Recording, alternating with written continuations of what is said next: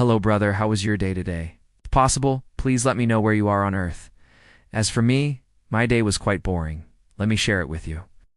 Today at school, I had a bit of a debate with my classmates on the following topic of historical mysteries and unexplained events.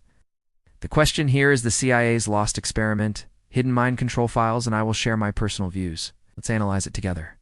Imagine a single beam of light cutting through the absolute darkness of a cavernous archive. Dust motes dance in the air, each a tiny world swirling with forgotten history. The air is thick with the scent of decaying paper and time itself. You are not physically there, of course, but in your mind's eye. You are navigating the endless stacks of declassified records, a digital ghost hunting for a whisper of the truth. Millions of pages representing decades of official history surround you. What you are not looking for the official story. You are looking for the footnotes, the redactions, the memos that were never meant to see the light of day. After this video, you'll never look at the world the same way. Before the tension gets too high, take a moment to like the episode and subscribe, but only if you genuinely enjoy what I do here. Let me know in the comments where you are watching from and what time it is there. I find it fascinating to see how our community spans the globe. Now dim the lights, prepare yourself, and let's unravel this hidden truth together. Your search ends not with a bang, but with a single, unassuming document. It's a memorandum, typed on a machine whose make and model are long obsolete. The ink is slightly faded, the letterheads formal and bearing the seal of an intelligence apparatus still in its infancy. You are looking at the immediate aftermath of World War II. The world had just witnessed the destructive power of ideologies, how entire nations could be swayed by propaganda, fear, and a charismatic leader. The war was won not just on the battlefield, but in the hearts and minds of millions. This is the verifiable mundane fact that underpins everything that is to come. In 1947, the Office of Strategic Services, the OSA wartime creation designed for espionage and sabotage, was officially dissolved and reborn.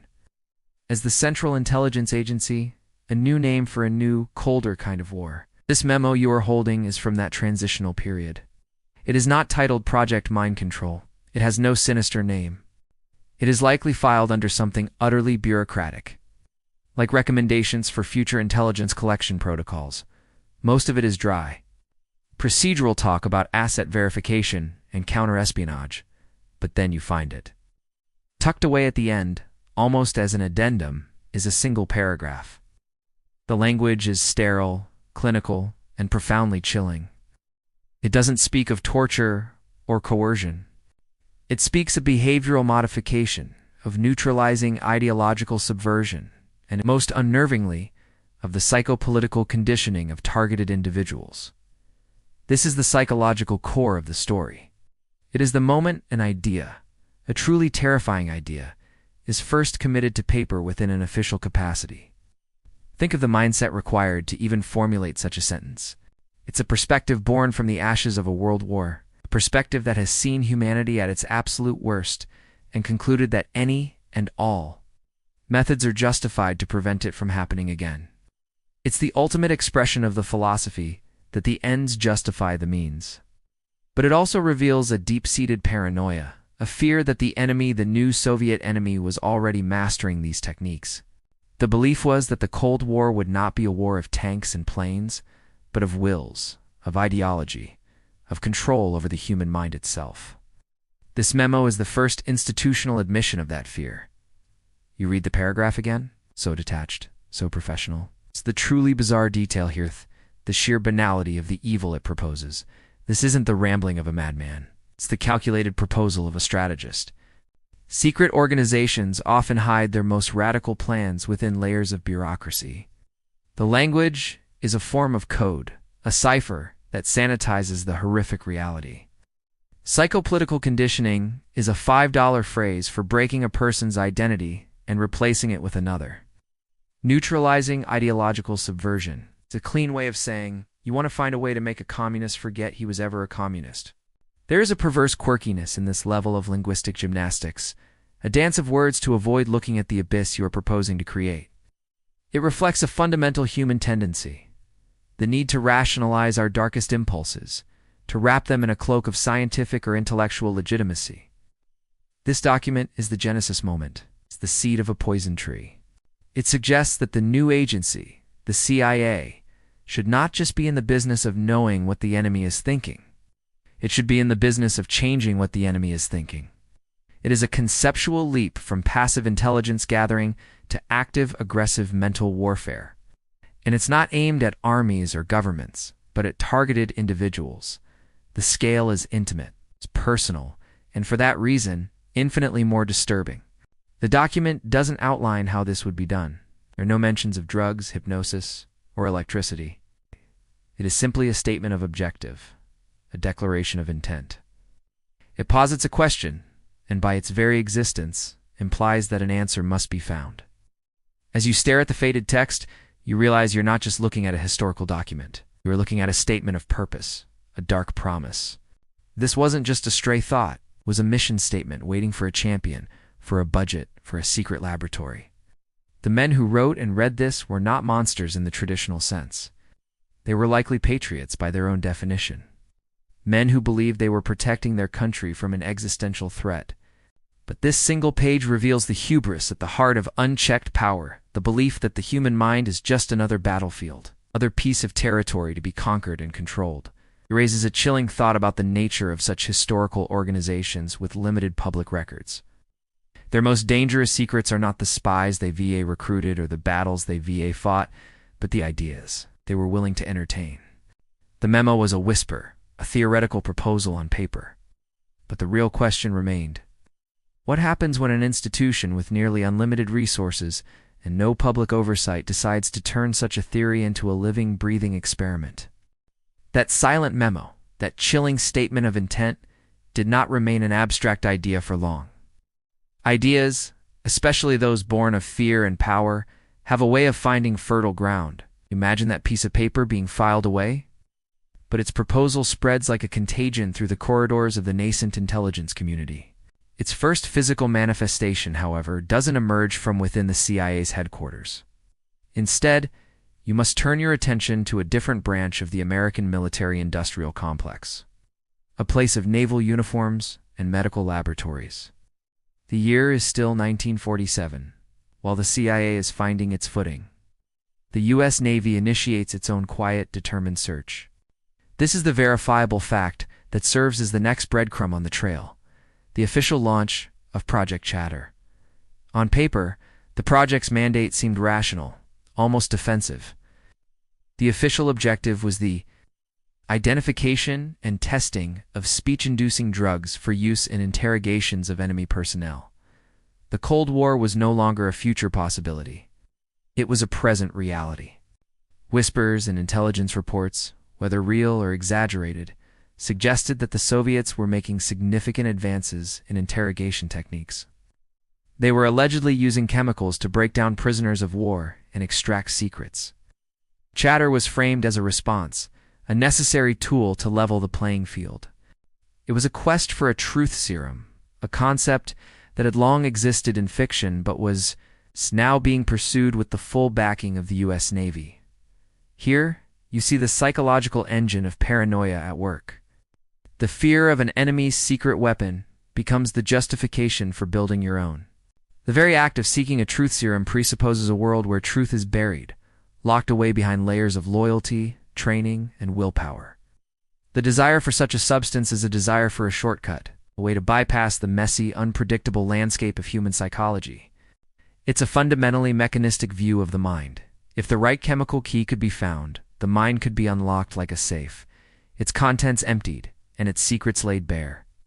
There is a brutal simplicity to it, a rejection of the soul in favor of pure neurochemistry. And you, sifting through these records, see the transition from the theoretical, psychopolitical conditioning of the first memo to a concrete, funded, scientific endeavor? Your investigation takes you into the reports from Project Chatter's early days. The documents are filled with chemical formulas, experiment protocols, and detached observations. And this is where you uncover the truly bizarre detail, the quirk that reveals the project's deeper ambitions. The researchers weren't just testing sodium pentothal, the classic truth serum of the era. Their primary focus was on synthesizing an alkaloid derived from the scopolia plant, a close relative of the plant that produces scopolamine. Scopolamine was not just a truth drug. In medical circles, it was known for its use in twilight sleep during childbirth, a state characterized by delirium, hallucinations, and most importantly, profound amnesia. The reports you are reading are not just about making people talk. They meticulously document the subject's confusion, their suggestibility, the inability to later recall what they had said or done. The project's very name, chatter, seems like a piece of dark, bureaucratic humor. It's a trivializing word for a program that delves into the chemical manipulation of human consciousness. It sounds harmless, almost playful, yet its research was aimed at stripping a human being of their most fundamental defenses: the ability to remain silent and the right to their own memories. This focus on amnesia reveals a critical shift. This wasn't just about extracting information anymore. If a subject could be made to talk and then forget the entire event, they could be returned to their life, their cell, or their unit, with no knowledge of their own betrayal. The agent becomes a walking repository of secrets, accessible only to those who hold the chemical key and completely unaware of their own function as an informant.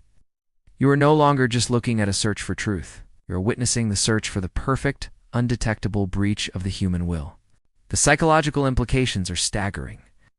This approach transforms a person into a tool, a biological recording device that can be activated and then reset. The researchers likely seeing themselves as pioneers on a new frontier of science and national security. We're methodically documenting the process of creating a temporary chemically induced psychosis. Their clinical language papers over the horror of the act itself. Subject experienced a dissociative state. Subject exhibited heightened compliance. Subject demonstrated complete anterograde amnesia for the duration of the drug's effects. Each sentence is a sterile summary of a shattered moment of human experience. This represents a profound escalation from the first memo. The idea of conditioning is now being paired with a specific technology, pharmacology. The goal is no longer just to influence thought, but to chemically disassemble the mind's core functions, memory, volition, and self-awareness. Reveals a chilling aspect of power dynamics within these historical organizations. Power doesn't just seek to command, it seeks to know. And when knowing is difficult, it seeks to force that knowledge out, using whatever tools are at its disposal. The pursuit of a truth serum becomes the pursuit of absolute control over another person's reality. But as you analyze the cold, scientific data from these early naval experiments, a more complex and disturbing picture emerges from the fog of twilight sleep. The official story was about getting spies to talk, yet the intense interest in amnesia, confusion, and heightened suggestibility pointed toward a far more radical objective. But the real question remained: if the primary goal was extracting intelligence from enemy agents, why was there such a dedicated focus on drugs that could erase the very memory of the conversation ever happening? The question of why a truth-seeking program would be so obsessed with amnesia hangs in the stale air of the archives you are exploring. The answer doesn't lie in the naval records of Project Chatter, but in the files of the institution that started it all with that one silent memo. By 1950, the whispers of Soviet brainwashing of captured U.S. personnel in Korea had become a roar, feeding a growing panic within the American intelligence community. The fear was that the enemy had perfected a method to not only extract information, but to convert American soldiers into communist sympathizers. The CIA, no longer a fledgling organization, decided it was time to consolidate its own efforts. To take the burgeoning research from projects like Chatter and weaponize it under a single, unified command. This is the moment that theoretical becomes brutally practical. The verifiable fact is that on April 20th, 1950, the CIA director approved Project Bluebird. Its official charter was twofold. First, it was defensive, to discover methods to condition CIA personnel to prevent unauthorized extraction of information from them by any means. Second, it was offensive, to evaluate and develop techniques for enhancing the agency's ability to extract information from others. On the surface, it reads like a standard counterintelligence protocol. But as you dig deeper into the newly authorized project's files, you see that the language of the charter was a carefully constructed facade. The project's true heart lay in the offensive branch, and its ambitions went far beyond simple interrogation. The focus on amnesia that you noted in Chatter was no longer just a useful side effect. It was now a primary objective. This is where you first see the systematic fusion of pharmacology and psychology, Bluebird teams comprised of security officers, scientists, and hypnotists were authorized to travel anywhere in the world, to CIA black sites and secret detention centers, to conduct their experiments. You find reports describing a chilling cocktail. A subject would be drugged into a state of semi-consciousness, using the very substances Chatter had been testing, and then a skilled hypnotist would go to work.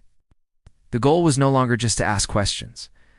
It was to reshape the very architecture of the subject's mind.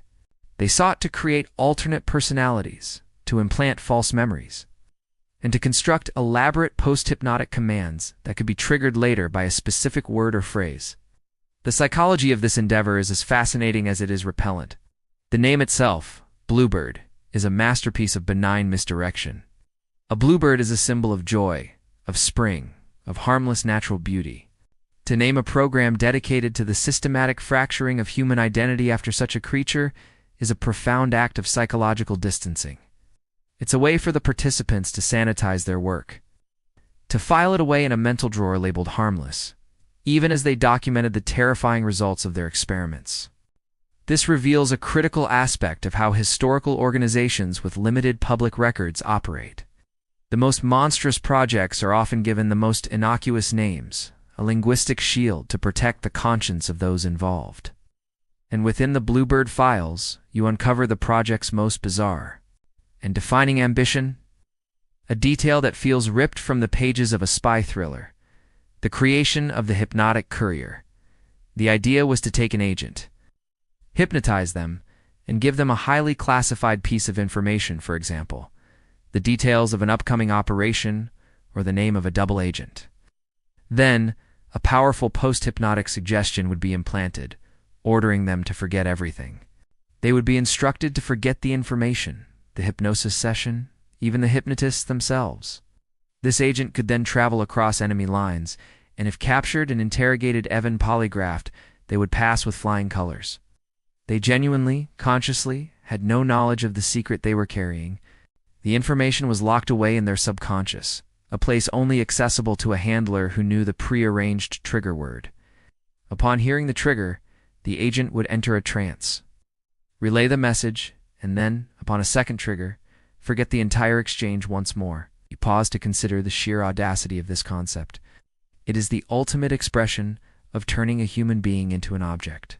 The agent is no longer a person, but a secure container, a biological dead drop. This objective reveals that Bluebird was never just about defense.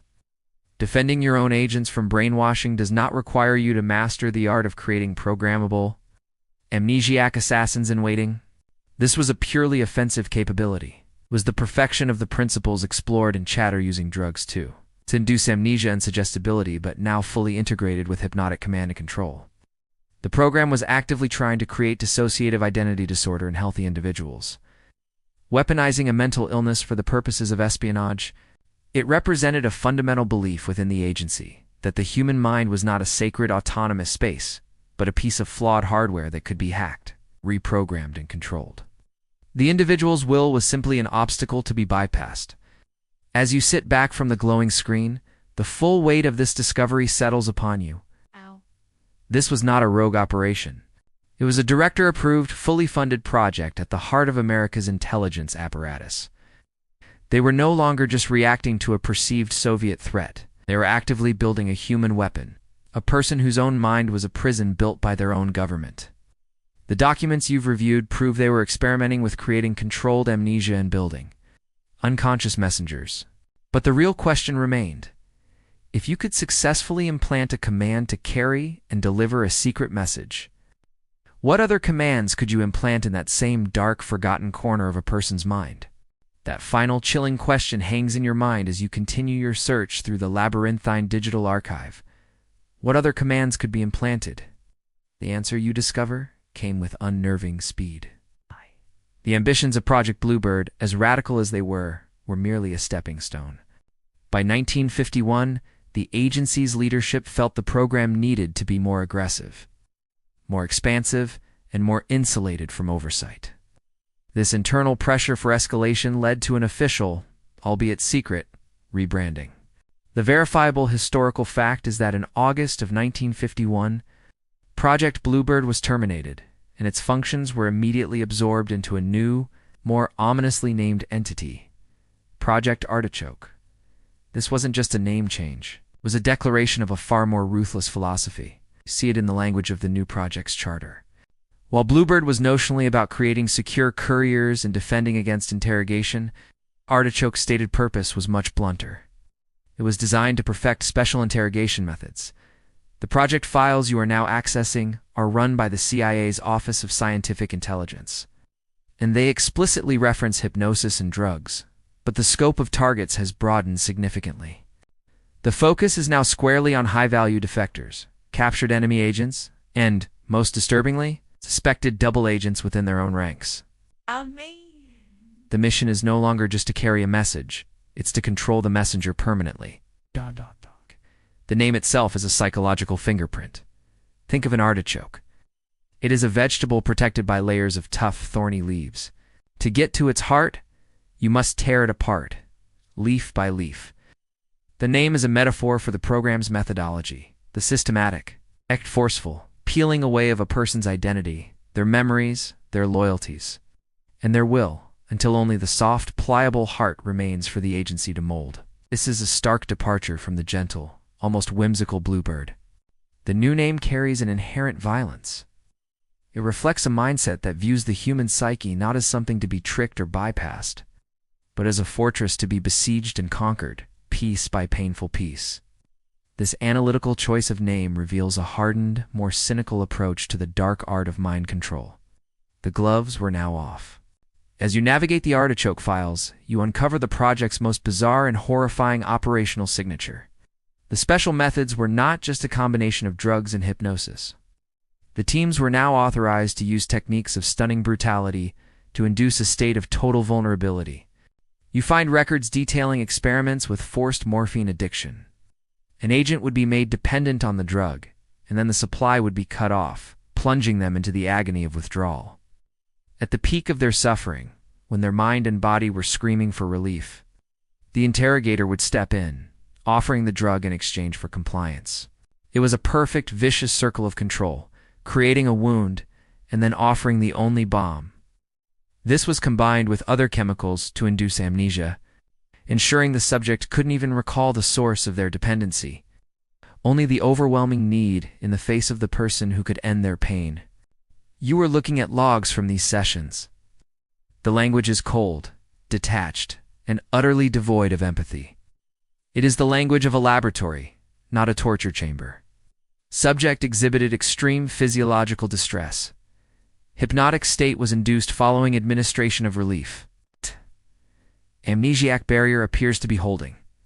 It is the documentation of a process designed to shatter a person's ego completely, to reduce them to a state of infantile dependency.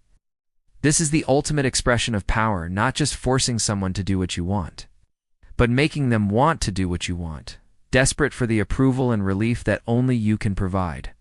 This pursuit of total control led the Artichoke researchers to ask a terrifying hypothetical question, one you find referenced in a high-level planning document.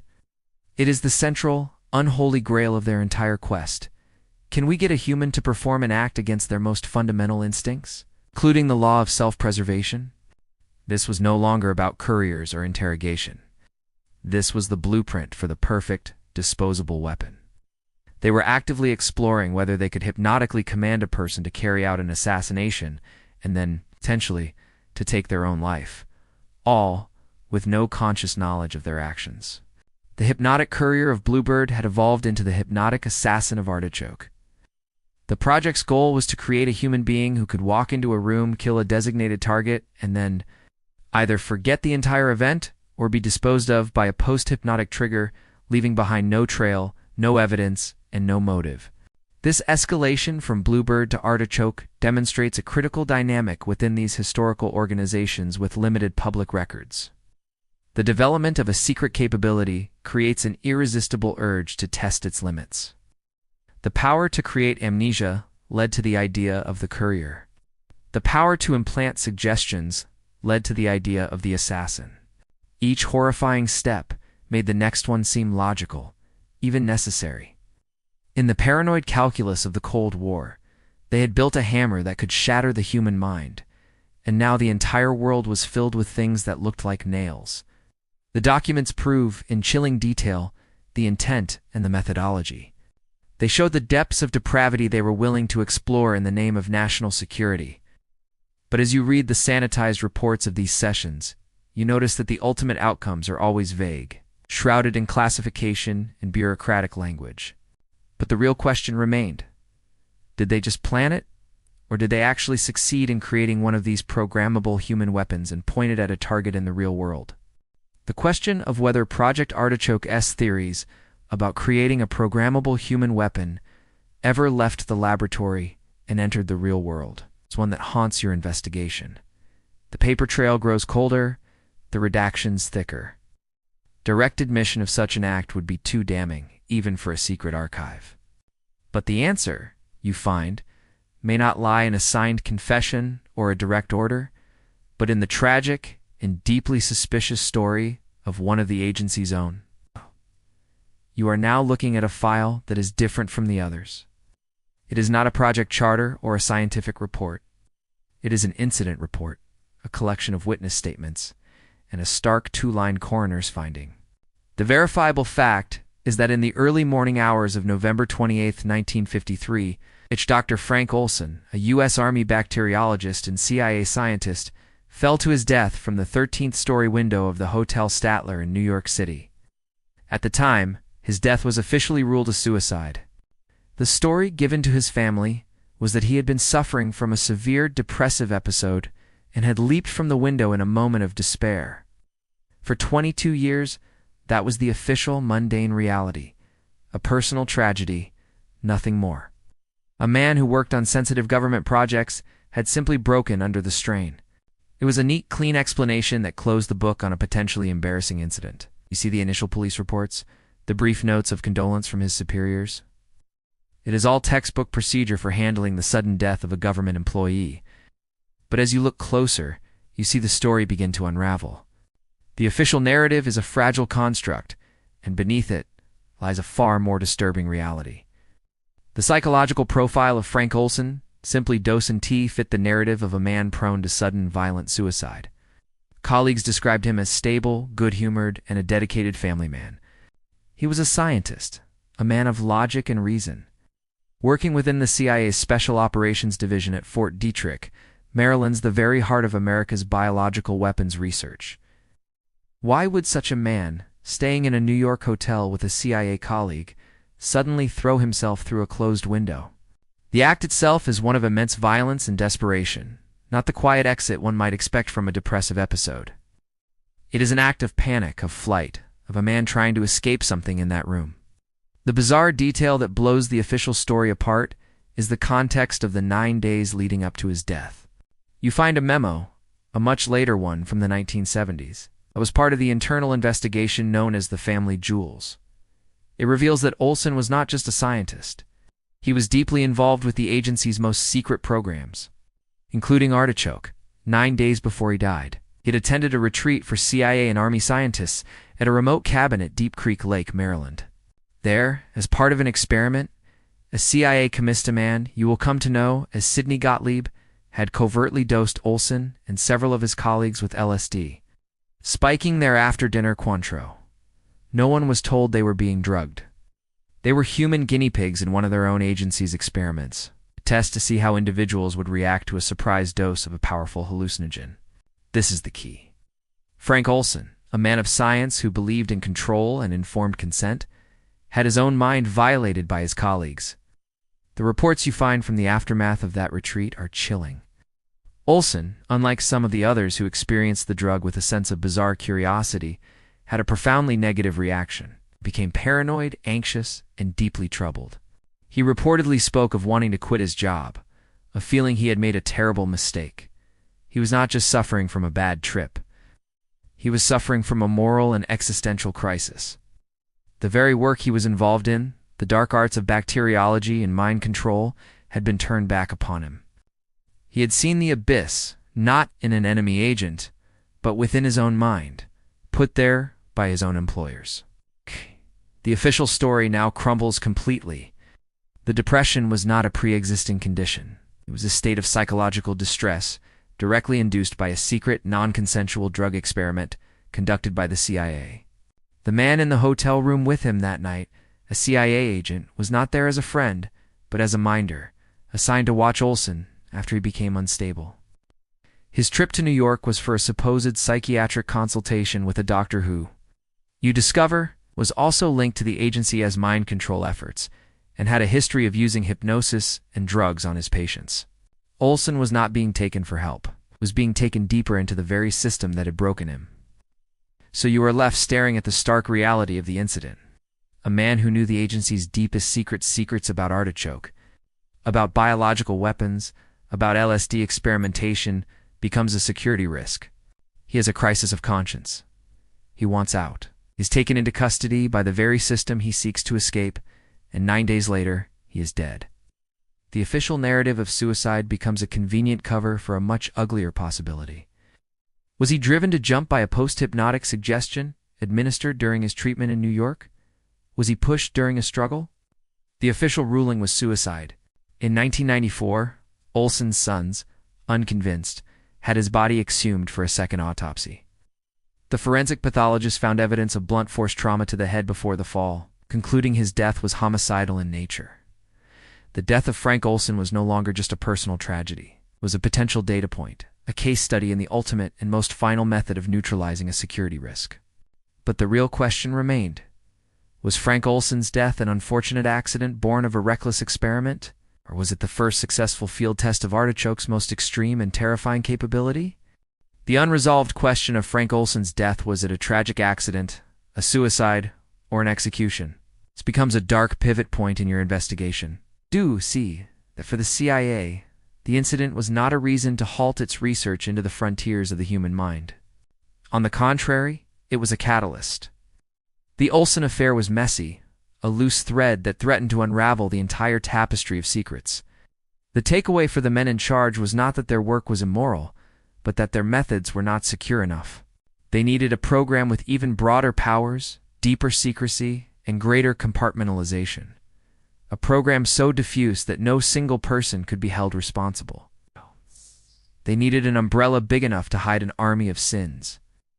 And so, just months before Olson's fatal fall, that program was born. The verifiable fact is that on April 13, 1953, CIA Director Allen Dulles officially approved Project MKUltra. This was the culmination of everything that had come before. It absorbed the goals of Chatter, the ambitions of Bluebird, and the ruthless methodologies of Artichoke, but it was structured in a radically different way. This was not a single team of interrogators. It was a vast, sprawling bureaucracy of experimentation. The project's charter gave it sweeping authority to research and develop chemical, biological, and radiological materials capable of controlling human behavior. It was, in essence, a blank check to pursue the science of mind control by any means necessary, with a specific and chilling exemption from normal CIA financial accounting procedures. The money trail was designed to disappear. This is the psychological masterstroke of the entire endeavor. By creating a decentralized network, the agency built a system of plausible deniability right into its architecture. MKUltra was not one project, it was an umbrella for, at its peak, over 150 different sub-projects. These were farmed out to more than 80 institutions across the United States and Canada, including universities, hospitals, research foundations, and even prisons. A professor at a prestigious university might receive a grant from a seemingly innocuous front organization, like the Society for the Investigation of Human Ecology, to study the effects of a certain drug on memory. That professor would have no idea that his research, his data, and sometimes his unwitting subjects, were all being fed back into the central nervous system of a massive CIA mind control program. The guilt, like the funding, was laundered through layers of bureaucracy and academic legitimacy. The name itself, MKUltra, is the ultimate bizarre detail, a perfect example of bureaucratic camouflage. It sounds technical, sterile, almost meaningless. You discover that the digraph MK was a CIA code that designated a project of the Technical Services Staff TSS, the agency's own in-house department of mad scientists responsible for gadgets, poisons, and other special tools. The Ultra was a holdover from World War II, a designation for the most sensitive level of intelligence, the kind of secret that, if revealed, could change the course of history. So MKUltra translates from the language of spies into top secret project from the tech division. It is a name so profoundly bland, so devoid of menace, that it perfectly conceals the program's monstrous nature. It's a filing code for a project dedicated to the systematic dismantling of the human soul. As you navigate the organizational charts, you feel a sense of vertigo. This is not a single thread to follow. It's a spider web that covers a continent. Subproject 3 was a study in hypnosis. Subproject 46 focused on special interrogation techniques. Others looked into ESP, parapsychology, and exotic biological agents that could induce everything from confusion to long-term behavioral changes. The sheer breadth of it is staggering. They were throwing everything at the wall, scientifically and pseudoscientifically, to see what would stick. The goal was no longer just to find a single truth serum or create a hypnotic courier. The goal was now total mastery over the human mind in all its facets. They wanted to know how to erase memories, how to implant new ones, how to induce fear, how to create dependency, how to make a person sick, how to make them compliant, and how to do it all without leaving a trace. The creation of MKUltra, just 7 months before Frank Olson was dosed with LSD at Deep Creek Lake, recasts his death in an even more sinister light. He wasn't the victim of a rogue artichoke experiment. He was one of the first known casualties of the agency's new flagship program. The gathering at the lake was an MKUltra field test, a live run to see how surprise drugging affected trained intelligence personnel. Olson's subsequent breakdown and death were not an unforeseen tragedy. They were an outcome, a data point. For the architects of MKUltra, it was proof of the drug's power and a harsh lesson in the necessity of choosing more vulnerable, less connected subjects for future tests. The program was learning, adapting, and becoming more sophisticated in its cruelty. It had the funding, it had the secrecy, and it had a vast network of unwitting partners. With a program of this immense scale, operating across dozens of American institutions, the need for human test subjects would have been insatiable. The real question remained: where would they find a steady, unsuspecting supply of minds to experiment on? The question of where MKUltra would find its human test subjects didn't lead you to a single, centralized location. The answer was far more insidious. They found them everywhere. The program's vast, decentralized structure allowed it to turn the entire country into a laboratory, and its citizens into unwitting lab rats. Your search for this horrifying truth brings you to a specific, chillingly mundane folder in the digital archive. It's labeled simply MKUltra Subproject 54. This, you discover, is the verifiable fact that opens the door to the next level of the conspiracy. This subproject was officially dedicated to the study and perfection of hypnotic techniques for operational field use. There were no dungeons or sterile laboratories here. Experiments of Subproject 54 were conducted in the open in the very fabric of American society. You read reports from hypnotists contracted by the CIA who detail their fieldwork in public spaces, bars, restaurants, lecture halls, and parties. They were hunting grounds. The goal was to test the limits of hypnotic control on a completely unsuspecting populace. A skilled operator, working under the agency's protection, could sit down next to a stranger, engage them in casual conversation, and, through subtle vocal shifts, gestures, and focused eye contact, induce a light trance state. The subject would simply feel relaxed, perhaps unusually focused on the conversation, never knowing their own mind was being quietly pried open. This is where the true psychological horror of the program reveals itself. It is a violation of the most intimate kind, performed not with a weapon or a chemical, but with a voice. The appeal of hypnosis to the agency was its deniability. It was the perfect ghost weapon. A drug could be detected in the bloodstream. A physical assault leaves marks. But a hypnotic command? It leaves no evidence of its passing, save for the inexplicable behavior of the victim. It preys upon the natural suggestibility inherent in the human psyche, weaponizing the very trust that allows society to function. The hypnotist in this context is the ultimate predator, cloaked in the guise of a friendly stranger. You stumble upon a document that details the bizarre, almost theatrical goals of these encounters. The researchers were obsessed with creating what they called a hypnotic seal, after inducing a trance and giving a command. The operator would implant a final, powerful suggestion. You will not remember this conversation. You will not remember me. Any attempt to recall this moment will result in a feeling of deep anxiety and a sudden headache.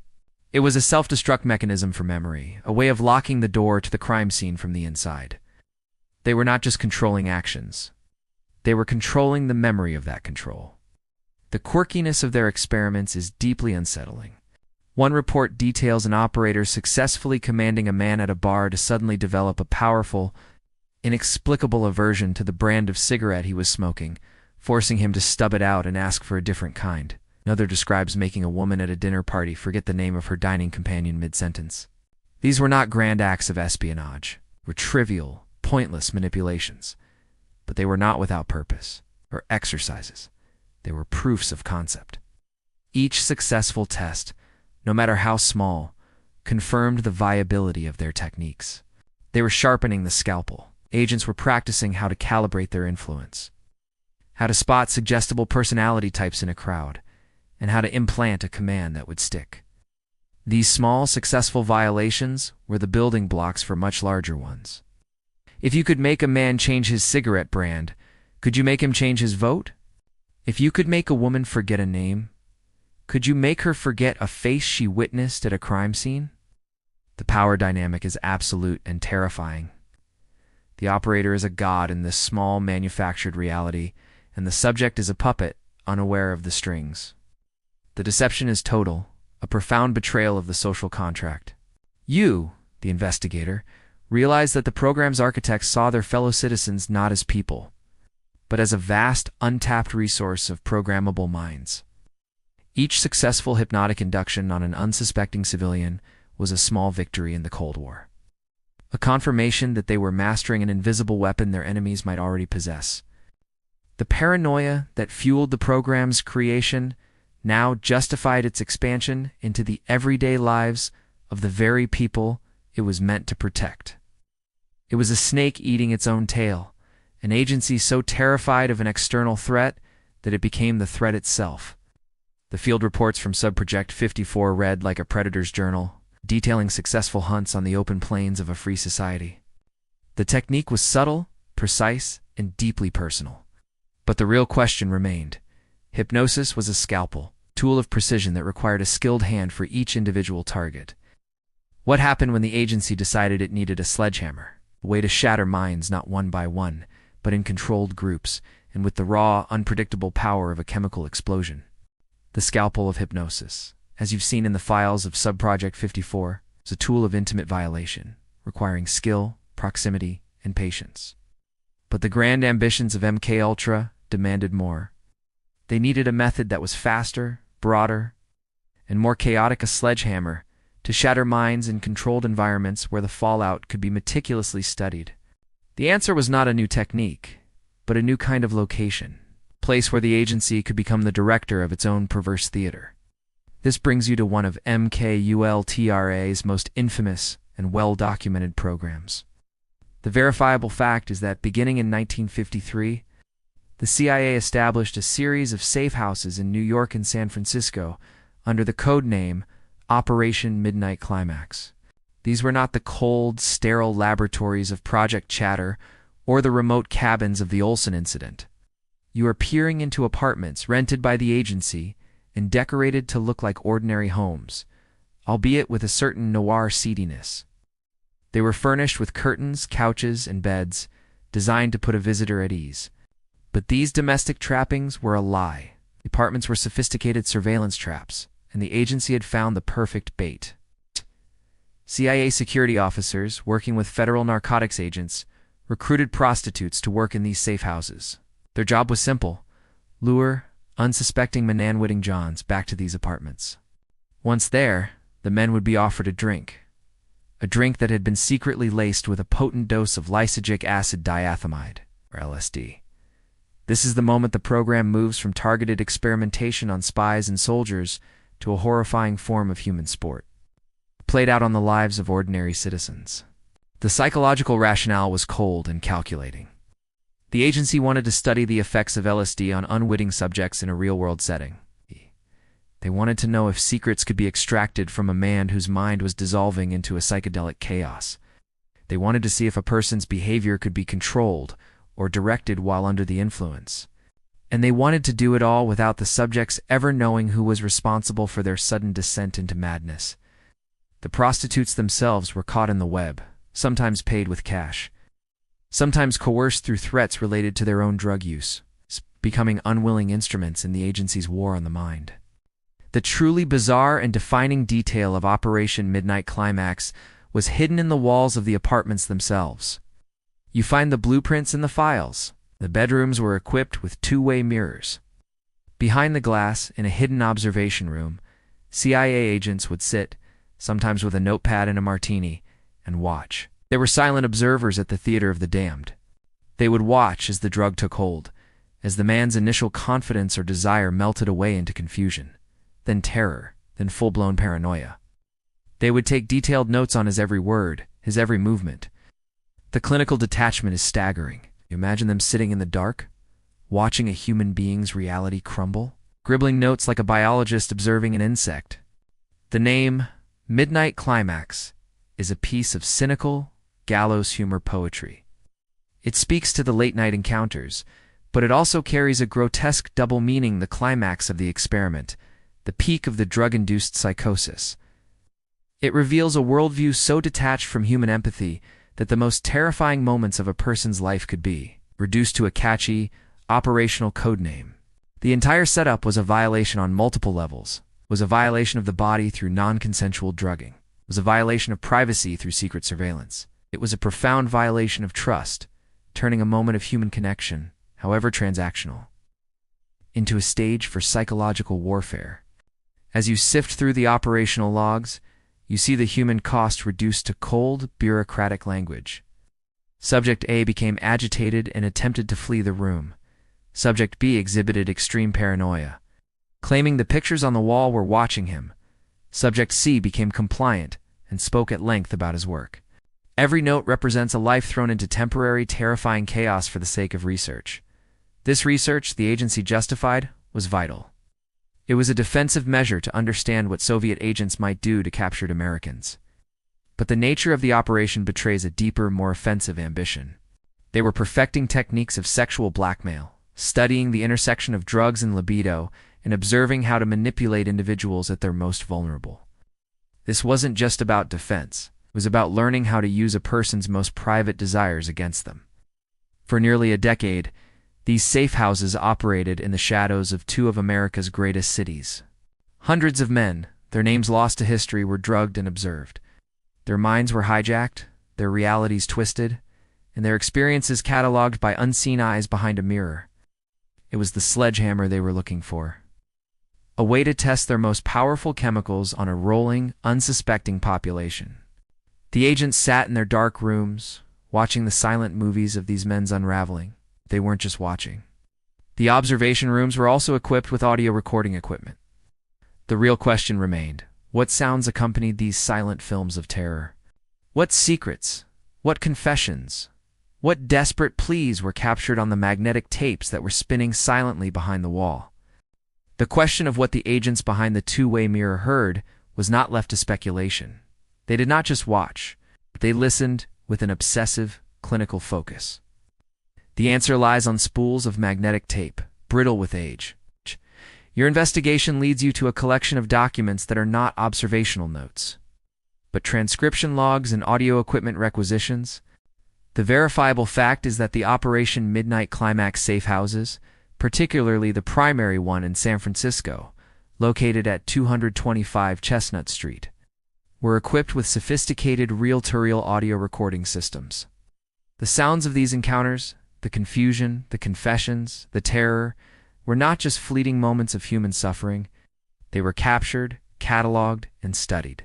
You are now looking at the records of these recordings, what survivors of the program refer to as the San Francisco tapes. While most of the actual audio was deliberately destroyed years later to cover the program's tracks, The logs and sparse transcripts that survived paint a horrifying auditory landscape. You can almost hear the faint hiss of the tape, the muffled sounds from the other room filtering through the agent's headphones. This was a move beyond simple voyeurism. Watching a man's reality crumble is one level of violation. Listening to the internal monologue of that collapse is another entirely. It is an intrusion into the most sacred and private space a person has, their own stream of consciousness. The psychological mindset required to perform this work is profoundly chilling.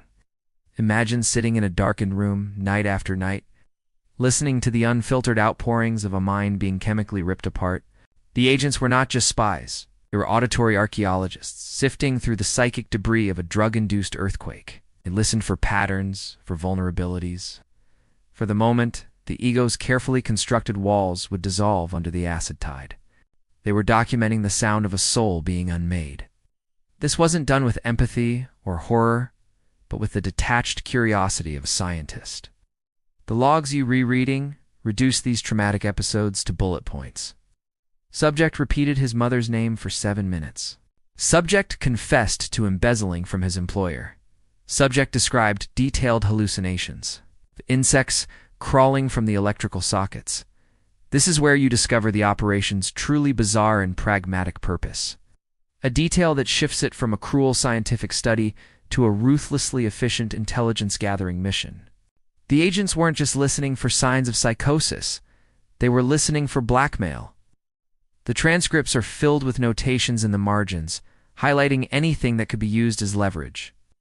A man's confession of an affair, details about his company's sensitive work, admissions of hidden debts, or expressions of political views that were unpopular at the time of it was noted. The LSD was not just a tool to observe the mind. It was a chemical crowbar used to pry open a person's private life and steal its most valuable contents. The tapes were a library of stolen secrets. A collection of weapons to be filed away and potentially used later to force a subject into becoming an asset or to discredit an enemy. The physical tapes themselves become a potent symbol. Think of those spinning reels in the dark, capturing not music or a speech, but the auditory ghost of a person's breaking point. Each spool held a piece of a man's life he would likely never remember giving away.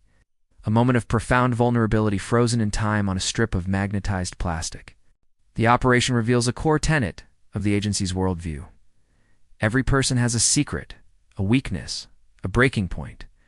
And if it cannot be found through conventional means, it can be created and extracted through chemical force.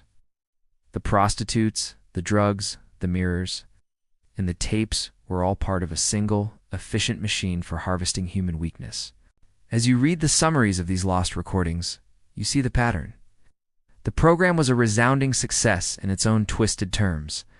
It proved that LSD was an incredibly powerful tool for creating chaos and confusion, and under that chaos, the foundations of a person's identities, their secrets, fears, their loyalties could be exposed and recorded.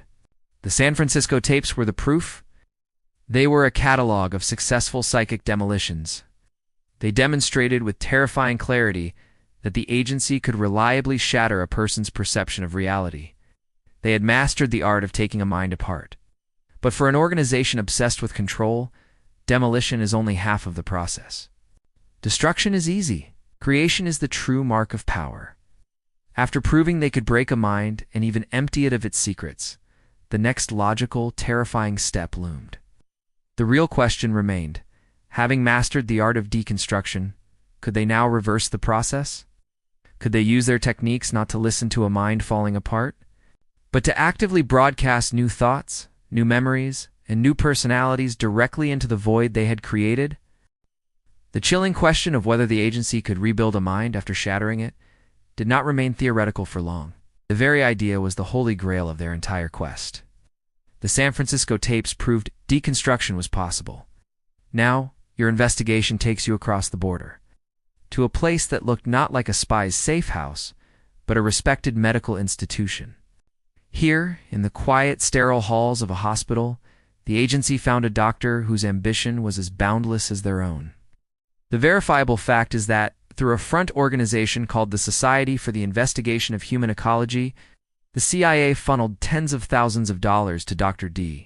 Ewen Cameron at the Allen Memorial Institute of McGill University in Montreal to fund his radical and terrifying psychiatric experiments.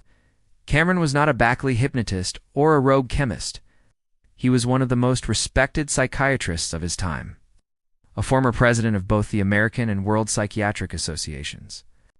But beneath this veneer of legitimacy, he was pursuing a theory of stunning brutality. He believed that to cure mental illness, such as schizophrenia, you first had to destroy the existing diseased mind.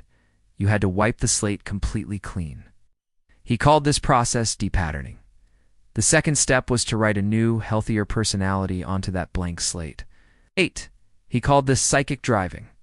It was a two-act play of demolition and creation, and the CIA, recognizing its immense potential for their own purposes, was eager to fund the production.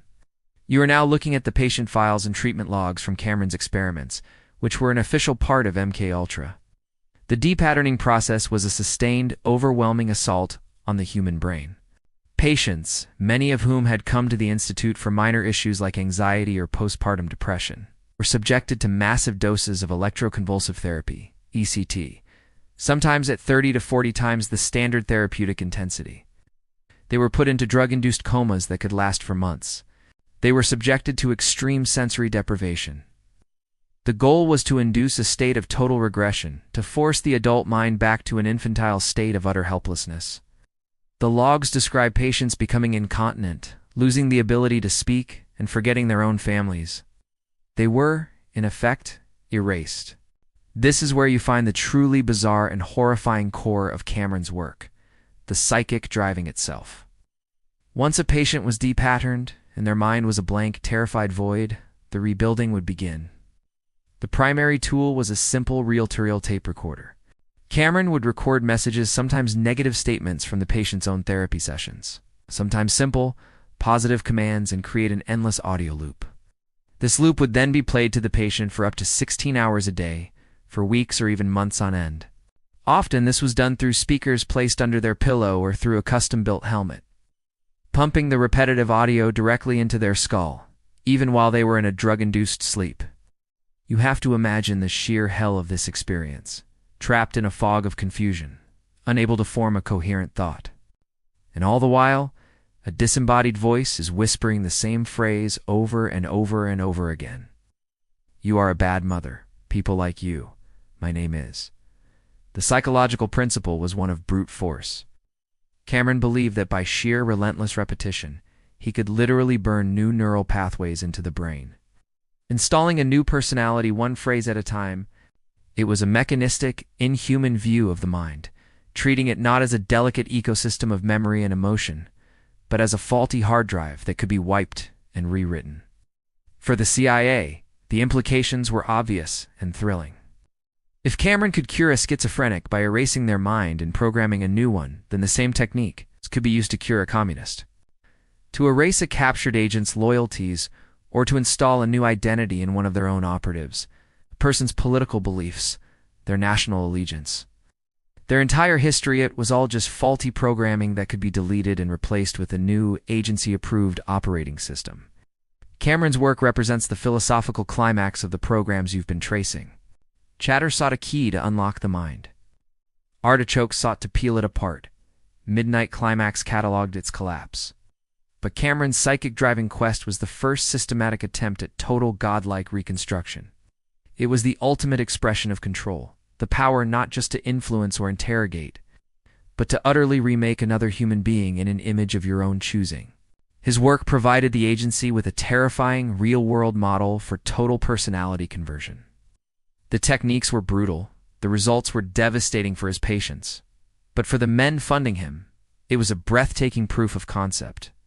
The psychic driving technique was one powerful, horrifying arm of the MKUltra octopus. But this raises a new, more central question. Cameron was a contractor, one brilliant and terrifying piece of a much larger puzzle. But the real question remained. Who was the brain? Was the spymaster, the chemist, the alchemist at the heart of MKUltra, connecting all these disparate threads and supplying the poisons that fueled this global war on the mind? The question of who was at the heart of this sprawling web of psychological warfare leads you away from the field experiments and into the core of the agency's own hierarchy. You are searching for the architect, the man who held all the strings of MKUltra in his hands. This search ends with a single name, a man whose shadow has already fallen across your investigation.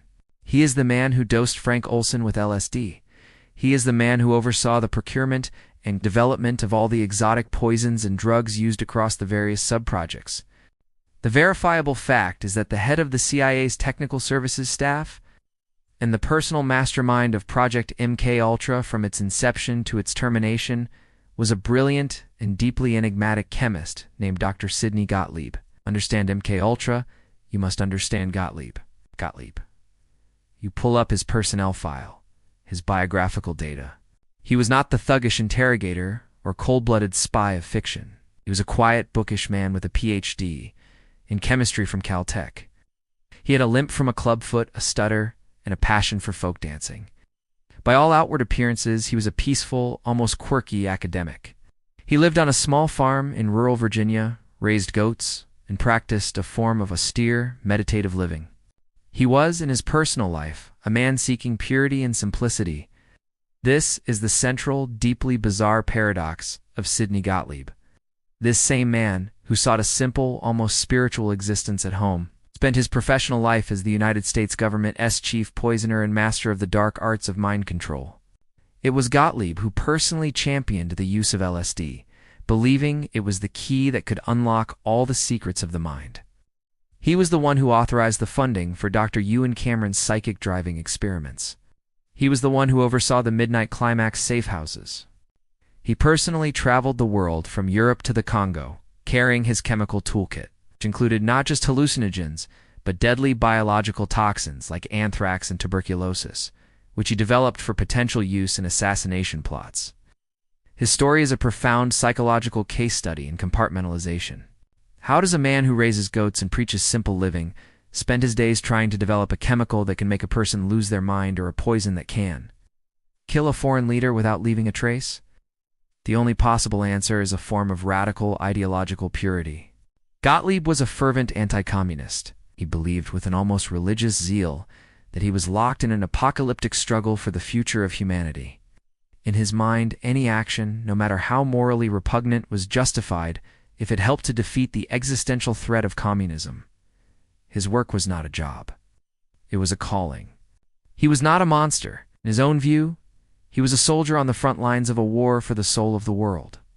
This worldview allowed him to approach his work with the detached curiosity of a pure scientist. To him, the human mind was the ultimate chemical equation. If you just found the right reagents, the right catalysts, the right conditions, you could solve it.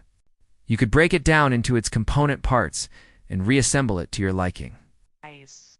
His files, which you are now reviewing, are filled with his precise scientific handwriting. They are a catalog of horrors, all described in the neutral language of chemistry and pharmacology.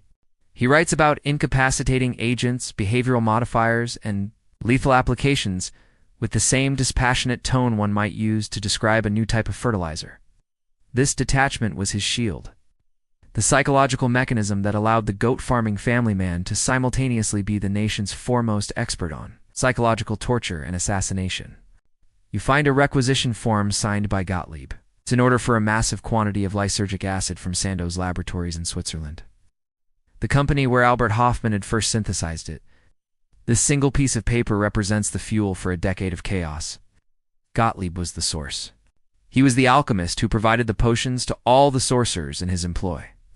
From the hypnotists in Subproject 54 to the pimps in Midnight Climax to the psychiatrists in Montreal, he was the brain of the octopus, the central node from which all the tentacles extended.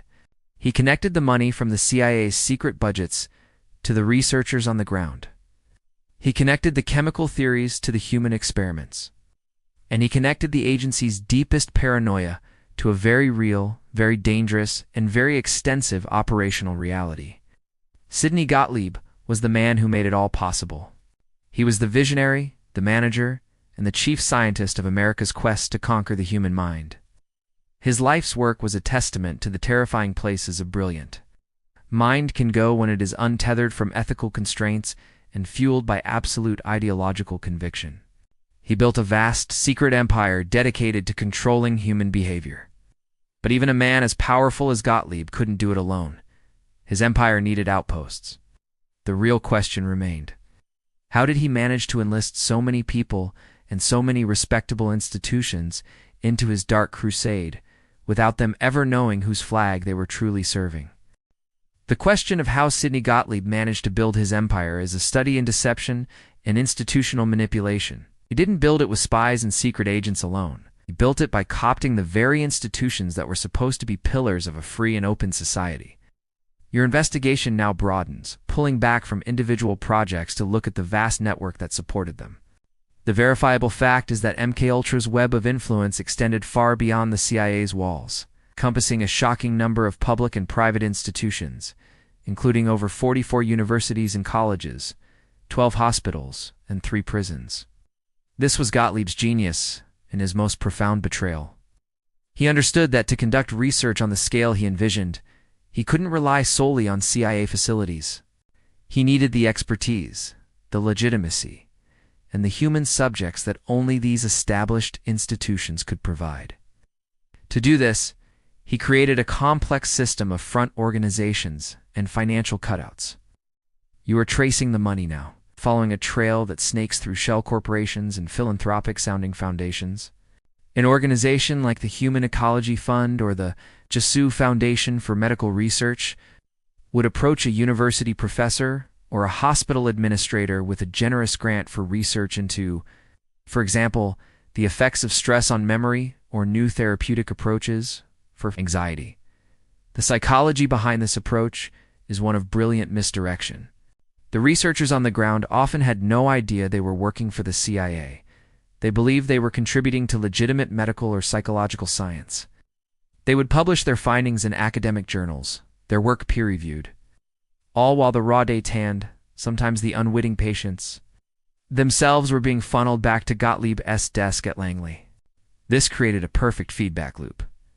The agency would get its human research data, and the institutions would get funding and prestige. The entire system was built on a lie, but it was a lie that benefited everyone involved, except, of course, for the test subjects. You uncover a particularly bizarre and unsettling example of this in the files. One sub-project involved the agency paying a prominent East Coast university to study the social dynamics of its student population. The goal was to identify personality traits associated with leadership, compliance, and suggestibility. The students participated in what they thought were harmless psychological surveys and group exercises, all for a small stipend. But the data was being used to build a profile of the ideal candidate for hypnotic induction or manipulation. The campus itself, a symbol of intellectual freedom and youthful idealism, had been secretly converted into a human hunting ground. A place where the agency could scout for future assets or potential targets. The very act of seeking higher education became an unwitting audition for the CIA. This network of unwitting partners was the backbone of MKUltra. I provided the program with a constant supply of 2 crucial resources: scientific talent and human subjects. The prisons were particularly valuable. In exchange for funding new infirmary wings or recreational facilities, the agency was given access to inmates. These men were a captive population with little power to refuse. They were told they were participating in medical studies that could lead to an early parole. In reality, they were being subjected to repeated doses of LSD and other powerful chemicals. Their reactions meticulously documented. The researchers could study the long-term effects of these drugs without the inconvenient ethical questions that would arise from experimenting on the general population. The prison, a place of punishment and rehabilitation, was transformed into a human laboratory. This outsourcing of the work was not just a practical necessity, it was a moral shield. By putting layers of separation between the agency and the experiments, it created plausible deniability. If a project were ever exposed, the blame could be placed on an overzealous researcher or a misguided university department. The CIA's hands would appear clean. It's a classic power dynamic seen in historical organizations with limited public records. Delegate the dirty work. Gottlieb was the master of this. He rarely got his own hands dirty in the experiments themselves. He was the conductor, standing on the podium. orchestrating a vast symphony of chaos performed by musicians who did and even know they were in the same orchestra. This network was the engine that powered MKUltra for over a decade. It was a parasitic system, feeding on the trust and legitimacy of America's most respected institutions. It turned healers into experimenters and places of learning into recruitment centers. Gottlieb had successfully built a secret nationwide research and development program dedicated to the science of breaking the human mind. And he had done it almost entirely in plain sight. He had the drugs, he had the money, and he had an endless supply of unwitting subjects. With this vast machine at his disposal, he could now focus on perfecting the most crucial tool in the entire mind control arsenal. The real question remained, with all this research, how close did they get to mastering the art of creating targeted, controlled amnesia, the ability to make a person not just do something but to completely and utterly forget that they had ever done it? The question of perfecting amnesia was not a side project for MKUltra. It was the program's central nervous system. Every subproject, from the chemical trials to the psychic driving experiments, contributed data to this one ultimate goal. Your investigation now leads you into a series of documents that feel less like scientific reports and more like instruction. Manuals for psychic warfare. You are in the heart of the agency's research into the art of making people forget. This wasn't just about wiping a memory. It was about creating a secure, locked room inside a person's mind. A room whose existence was unknown even to the owner of that mind. The pursuit of the perfect amnesiac barrier was an obsession. The goal was to create an agent who could undergo a mission, be it espionage, sabotage, or something worse, and then return to their normal life with absolutely no conscious recollection of the event. If captured, they would be useless to their interrogators. They couldn't confess to something they didn't know they did. Polygraphs would be useless. They would pass every test because, on a conscious level, they would be telling the absolute truth. This was the Holy Grail, the perfectly deniable operative. To achieve this, Gottlieb's team synthesized the lessons from all their previous work. The methodology you see laid out in these manuals is a terrifying cocktail. It began with drugs. A subject would be given a carefully calibrated dose of a substance, sometimes LSD, to disorient the ego. Other times a barbiturate, to induce a state of deep relaxation, or scopolamine, to directly interfere with memory formation. Once the subject's mind was chemically softened and made pliable, the hypnotist would go to work. The hypnosis wasn't just a matter of you were getting sleepy. It was a sophisticated psychological process, guiding the subject into a deep trance where the subconscious mind was laid bare. Here, the operational commands would be implanted. You will deliver this package. You will photograph these documents. But the command itself was only half the process. The truly innovative and sinister part was the construction of the amnesiac barrier around it. The hypnotist would meticulously build a wall of forgetting, brick by psychological brick. When you awaken, you will have no memory of this room or of my voice. The last thing you will remember is having dinner last night. This intervening time will be a complete blank, and the thought of trying to fill it will give you a pounding headache. You will feel a sudden urge to think about something else. They were programming a mental block, a self-enforcing system of internal censorship. To enhance their ability to create these illusions of the mind, the CIA turned to an unexpected source of expertise. This is the verifiable fact that adds a layer of surreal theatricality to the entire program in the mid-1950s. The CIA hired John Mulholland, one of America's most famous stage magicians, to write a manual on trickery and deception. The manual, once classified and titled, "The Official CIA Manual of Trickery and Deception," was a guide for agents on how to use sleight of hand, misdirection, and psychological manipulation. Mulholland taught them how to secretly slip drugs into a person's drink, how to signal a colleague across a crowded room without anyone noticing, and, most importantly, how to direct a person's attention. He taught them that the secret to any great illusion is making the audience look at the wrong thing. This collaboration is the key to understanding the psychology of MKUltra's hypnotic work. They weren't just being scientists, they were becoming magicians, or learning that controlling a person's mind wasn't about brute force, but about illusion. Hypnosis, as they practiced it, was the ultimate act of misdirection. You direct the conscious mind's attention to a feeling of relaxation. A swinging watch, a calm voice, while the real work, the implantation of commands, is happening in the periphery, in the unguarded subconscious. Mulholland's techniques gave them the stagecraft to complement Gottlieb's chemistry and the hypnotist's psychology. The final piece of the puzzle, the most bizarre and crucial detail, was the trigger. Buried deep within the hypnotic suggestion, past the amnesiac barrier, be a key. A specific word, phrase, or even a simple sensory cue, like a touch on the shoulder. This was the on switch. The agent could live their life for weeks or months, a dormant sleeper, until their handler delivered the trigger. Upon hearing it, the agent would unconsciously access the hidden command and carry it out, all while appearing to be acting of their own volition. Afterward, a secondary trigger, or the simple passage of time, would reactivate the amnesiac barrier, and the memory of the action would be swallowed back into the void. The person would wake up, perhaps feeling a little disoriented, with a gap in their memory they couldn't explain, and their secret mission would be complete. They were getting dangerously close to perfecting this. The combination of chemistry, hypnosis, and the art of illusion gave them a powerful, three-pronged weapon against the human will. They were learning to write, execute, and then erase programs in the human mind. They had designed the perfect vessel for carrying out a secret act. But this level of control invites a much darker application than simply delivering a message. The real question remained: if you could create a perfect amnesiac agent, what would be their first mission? Would it be to carry a secret, or to be the secret a living weapon designed not to kill, but to humiliate, discredit, and politically neutralize a target in the full glare of the public eye? The question of what mission a perfectly programmed amnesiac agent would be given shifts the focus of your investigation from methodology to application. The technology of mind control was not being developed in a vacuum. It was being forged as a weapon for the Cold War. The goal was not always assassination. A dead enemy is simply a martyr. A disgraced enemy is a victory.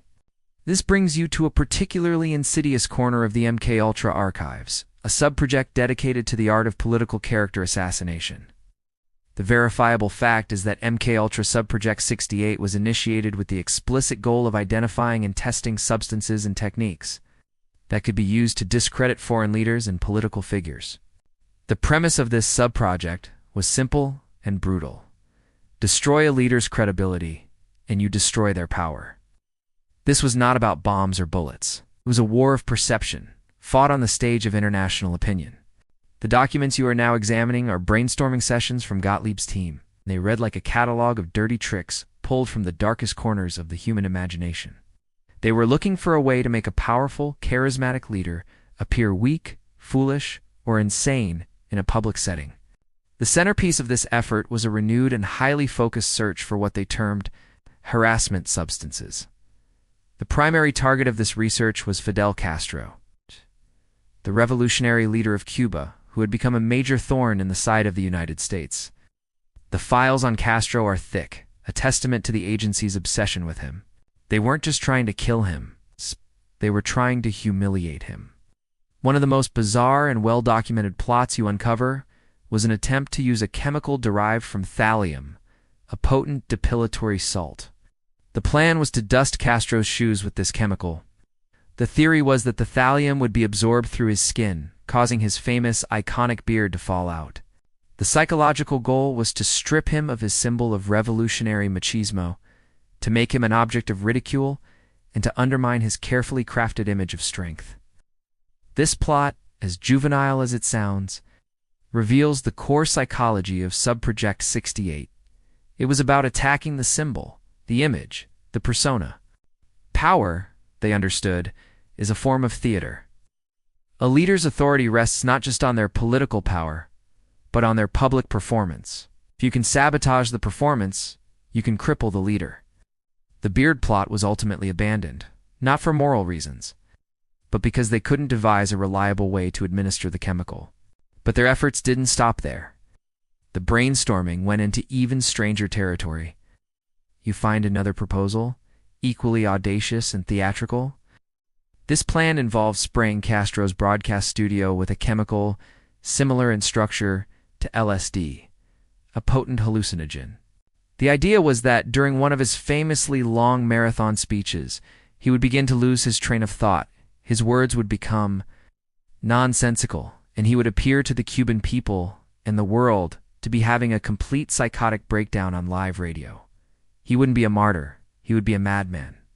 His revolution would seem like the product of a diseased mind. The plan was a perfect fusion of Gottlieb's chemistry and Mulholland's misdirection.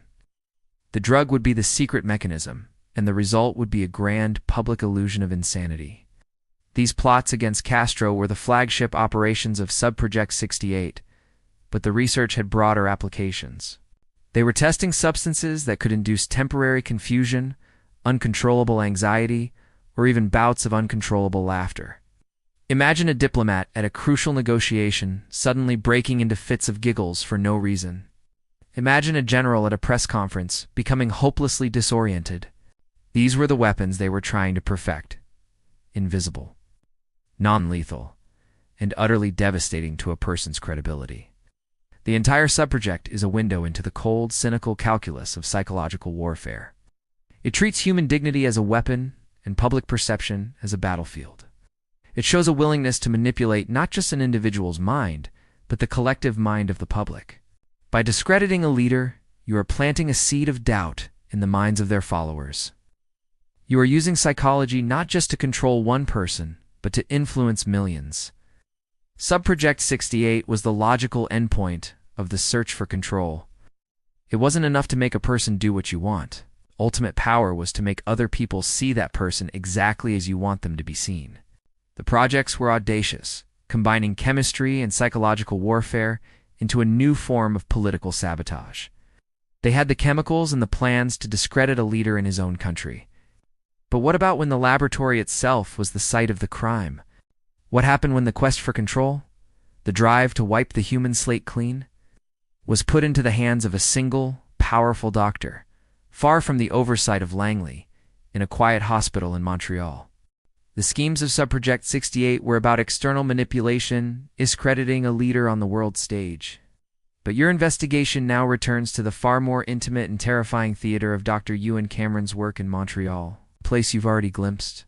While Gottlieb's teams were trying to make Castro's beard fall out, Cameron was engaged in a far more fundamental and brutal form of psychological demolition. The documents you are re-examining now are no longer just about the theory of depatterning and psychic driving. They are the raw, unfiltered patient records from the Allen Memorial Institute, a place that, for many, became a real-world house of horrors. These were not enemy agents or political dissidents. They were ordinary Canadians and Americans who had come to the hospital seeking help for conditions that, by today's standards, were often minor: anxiety, postpartum depression, marital stress, even just feeling overwhelmed by life.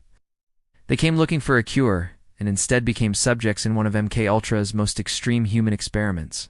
The verifiable fact is that between 1957 and 1964, hundreds of patients were subjected to Cameron's brutal techniques. Their treatment funded unknowingly by the CIA through the Human Ecology Fund, front organization. They were, in the starkest sense, collateral damage in the Cold War. You were reading a patient's chart. A young mother, suffering from anxiety after the birth of her second child. She was admitted, and Cameron's depatterning protocol began almost immediately. You see the notations for sleep therapy, which meant being put into a drug-induced coma for weeks at a time. You see the logs for ECT electroconvulsive therapy, administered not at the therapeutic level of once or twice a week, but multiple times a day, at power levels far exceeding any known medical standard. The goal was to induce massive convulsions, to create an electrical storm in the brain so severe that it would shatter existing neural pathways. It was the neurological equivalent of carpet bombing. Then came the psychic driving. This is where the sheer, soul-crushing cruelty of the Montreal experiments becomes most vivid. The bizarre detail that haunts you is the content of the tapes. Cameron didn't always use positive, affirming messages. In some cases, to break down a patient's ego, he would record their most private, painful confessions from their therapy sessions. He would then create a tape loop of these confessions and play it back to them, endlessly. Imagine being trapped in a chemically induced fog, your memory shattered, and the only sound in the universe is a disembodied voice, your own voice, reminding you of your deepest fears, your worst mistakes, your most profound insecurities over and over and over again. It was a weaponized form of self-loathing, a psychological torture chamber built from the patient's own pain. The psychological impact on the victims was catastrophic and lifelong. You read the follow-up reports, the letters from desperate families. Patients who had entered the hospital as functioning adults emerged as broken shells. They had lost years of their memory. They couldn't recognize their own children. They had to be retaught how to read, how to use a toilet, how to dress themselves. They had been reduced to a state of permanent childhood. Cameron's attempt to rebuild their personalities had failed utterly. He had succeeded only in demolition. He had wiped the slate clean, but he had cracked the slate in the process, leaving behind a shattered mind that could never be made whole again. What did the CIA get for their money? They got data. They got proof of how far the human mind could be pushed before it broke completely. Cameron's work provided them with a brutal real-world case study in total personality erasure. While the results were too catastrophic and unpredictable for creating reliable agents, the data was invaluable. It taught them the limits of psychological and electrical stress. It gave them a blueprint for how to destroy a person from the inside out, leaving behind a living body with a vacant mind. It was a weapon of last resort, a method for neutralizing a target so completely that they were no longer a threat to anyone, including themselves. The Montreal experiments stand as one of the darkest chapters in the history of medicine and espionage. They represent the absolute corruption of the healing arts, where a doctor's duty to do no harm was sacrificed on the altar of national security. It was the logical, horrifying conclusion of the quest for control, the belief that to save a society, it was acceptable to destroy the minds of the innocent individuals within it. The experiments provided the CIA with a terrifying model of psychological destruction. They had explored the frontiers of science, electricity, and chemistry. But in their relentless search for new weapons, their quest for control was about to take a turn into a far older and stranger world. The real question remained: what happens when a scientific intelligence agency armed with a limitless budget decides that the next frontier of warfare lies not in science but in the supernatural? The brutal, scientific certainty of Dr. Cameron's work gives way to something far stranger as you delve deeper into the archives. The question of what happens when science fails to deliver a clean, controllable weapon leads not to a more refined scientific method, but to its complete abandonment. You are now looking at a collection of files that contain no chemical formulas, no electrical schematics, and no psychological jargon. Instead, they are filled with star charts, transcripts of seances, and treatises on ancient folklore. The verifiable fact is that in the late 1950s, Sidney Gottlieb's technical services staff, the same division running MKUltra, initiated Operation Often, a program dedicated to exploring the potential use of the supernatural and occult for intelligence purposes. This was a radical departure from everything that had come before. After pushing the boundaries of pharmacology, psychology, and neuroscience, the agency, in its insatiable quest for an edge, turned its gaze toward a world that science had long since dismissed. They began to seriously investigate black magic, ESP, extrasensory perception, clairvoyance, and psychokinesis. The rationale behind this, as you piece it together from internal memos, was a strange mixture of pragmatism and paranoia. On one hand, there was the pervasive fear: what if the Soviets are doing this, and it actually works? The agency felt it could not afford to be left behind, no matter how outlandish the field of study. On the other hand, it was the ultimate expression of their desire for a non-attributable weapon. A death caused by a poison can be traced. A death caused by a curse leaves no evidence. The sheer, bizarre absurdity of this initiative is staggering. You find reports detailing CIA agents, men trained in logic and evidence, being dispatched to meet with astrologers, palm readers, and mediums. They would present the psychic with a question: what will Fidel Castro's next move be? And treat the subsequent vision or prediction as potential intelligence, to be analyzed and cross-referenced with conventional sources. Imagine a clean-cut agent in a suit, sitting in a dimly lit room filled with incense and crystals, listening intently as a fortune-teller reads the future in a deck of tarot cards, all while taking meticulous notes for a report to be filed back at Langley. This was the quirky, almost comical surface of a deeply serious endeavor. Operation Often wasn't just about passive intelligence gathering. Gottlieb's team was actively trying to weaponize the occult. You find proposals to hire demonologists to see if they could summon entities to harass or attack enemy leaders.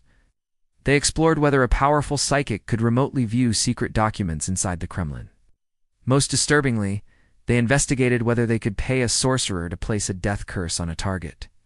It was the logical endpoint of the search for the perfect, untraceable assassination method, a search that had begun with poisons and now ended with incantations. The psychology of the men involved is a fascinating study in cognitive dissonance. Did Gottlieb, the man of science, truly believe in this? Evidence suggests he was, above all, a pragmatist. He didn't need to believe in magic. He only needed to believe in the possibility that it could be a weapon. For a man willing to dose his own colleagues with LSD, the ethical leap to hiring a palm reader was a small one. He was building a portfolio of influence, and if that portfolio included both chemistry and clairvoyance, so be it. He was throwing every conceivable weapon at the wall, from the laboratory to the seance, to see what would stick. It reveals a fundamental aspect of these historical organizations in the face of an existential threat. The line between science and superstition can become dangerously blurred. All that matters is what works, or what might work. Operation often represents the moment MKUltra's quest for control became so absolute that it transcended the physical world and entered the realm of the metaphysical. They had mapped the brain, charted the effects of drugs, and documented the breaking points of the human psyche. Now they were trying to map the unseen world, to chart the influence of the stars, and to document the whispers of spirits, all for the same purpose: to find a new way to control influence or eliminate their enemies. The program was a testament to their boundless ambition and their willingness to explore any avenue, no matter how strange, in the pursuit of power. The agency now possessed a dizzying array of projects. It's a chaotic collection of the scientific, the psychological, and the paranormal. The real question remained: how does a bureaucracy manage such a sprawling and bizarre portfolio? What happens when it decides to take all these disparate, terrifying threads from LSD to hypnosis? From psychic driving to black magic hand, weave them all together into a single, unified program of research into the unknown. The chaotic explosion of research spanning from hard science to pure occultism created a bureaucratic nightmare for the CIA. The sheer number of sub-projects under the MKUltra umbrella had become unwieldy, a sprawling collection of disparate, often competing research efforts. The agency, an organization that prizes order and control above all else, needed to bring this creative chaos back under a more centralized command. Your investigation now leads you to a document that marks not a new direction, but a consolidation of all the dark paths they had already explored. The verifiable fact is that in 1962, the CIA initiated Project MKUltra, a program designed to absorb and unify all the ongoing research into behavior modification and mind-altering substances. MKUltra was essentially MKUltra 2.0. It took over the most promising avenues of research from its predecessor, including the continued study of LSD, hypnosis, and other psychological techniques. However, the new project had a more focused and operationally driven mandate. While MKUltra had often been about broad, sometimes purely theoretical research, MKUltra was about perfecting the weapons. It was less about asking what if, and more about asking how to. The goal was to refine the techniques developed over the past decade and create reliable, field-ready tools for espionage and covert action. You are looking at the charter for MKUltra. It explicitly states that the project will continue the search for materials and methods capable of producing behavioral patterns of operational use. The language has become more direct, more confident. The years of experimentation had given them a clearer picture of what was possible. The sprawling, almost academic curiosity of early MKUltra was gone, replaced by the focused intent of a weapons developer. All the different threads, the drugs from Chatter, the hypnotic couriers from Bluebird, the interrogation techniques of Artichoke, the mass drugging of Midnight Climax, the personality erasure of the Montreal experiments, and even the bizarre occult explorations of Operation, often were now to be evaluated for their practical utility. The creation of MKUltra reveals the psychology of a mature, self-assured bureaucracy. The wild experimental phase was over. Now it was time for production. This is reflected in the Project's most bizarre and chilling operational focus, the development of a knockout drug that could be administered covertly and would leave no trace. While earlier projects had focused on hallucinogens to disorient the mind, MKUltra was pursuing the much more direct goal of rendering a target completely unconscious, allowing agents to search their person, luggage, or their room, after which the target would awaken with no memory of the event. This was the culmination of the quest for amnesia. They were moving beyond the complex psychological manipulation of hypnosis and seeking a purely chemical solution. You find reports detailing the testing of dozens of compounds on animal subjects and, once again, on unwitting human subjects sourced from their network of hospitals and prisons. They were searching for the perfect combination: rapid onset, predictable duration, and most importantly, no after effects that could be detected by a medical examination. It was the perfect tool for kidnapping or extraordinary rendition, a way to move a person from point A to point B without their consent or knowledge. MKUltra represents the final operational stage of the agency's mind control efforts. The project was no longer run by pure scientists like Gottlieb, but by a new generation of operations officers who saw these techniques not as fascinating scientific problems, but as tools in a toolbox. An agent in the field needed to know that if he used substance X, it would produce effect. Y within time Z, the program was about standardization and reliability. They were writing the field manuals for the weapons that MKUltra had invented. By consolidating everything under MKUltra, the agency also created another layer of secrecy. The infamous MKUltra name, which was beginning to attract some hushed whispers within the intelligence community, was retired. The research continued, but under a new, even more obscure banner. It was a classic bureaucratic maneuver. When a project becomes too notorious, you simply change its name and continue its work. For over a decade, under a succession of different names, the CIA had poured millions of dollars and immense scientific talent into a single, terrifying goal. They had drugged, hypnotized, and psychologically tortured thousands of people, from enemy agents to their own citizens. They had built a secret empire dedicated to the conquest of the human mind. The real question remained: how does such a vast, illegal, and immoral enterprise, an enterprise that has run for nearly 2 decades, finally come to an end? Does it simply fade away, or does it die in the sudden cleansing fire of public exposure? The end did not come from within. An enterprise as vast and as secret as MKUltra does not simply shut itself down. It ends when a light is shown into the darkness, a light so bright that even the deepest shadows cannot hide. Your investigation now moves from the classified archives of the CIA to the public records of the United States Senate. The fire of public exposure was ignited in the politically turbulent mid-1970s. In the wake of the Watergate scandal, which had shattered public trust in government institutions, the verifiable fact is that in 1975, the U.S. Senate established the Select Committee to study governmental operations with respect to intelligence activities, a body that would become known to history simply as the Church Committee, named after its chairman, Senator Frank Church. The committee's mandate was broad: to investigate abuses committed by the CIA, NSA, and FBI. For the first time, a legislative body with full subpoena power began to pull at the threads of the secrets the intelligence community had guarded for decades.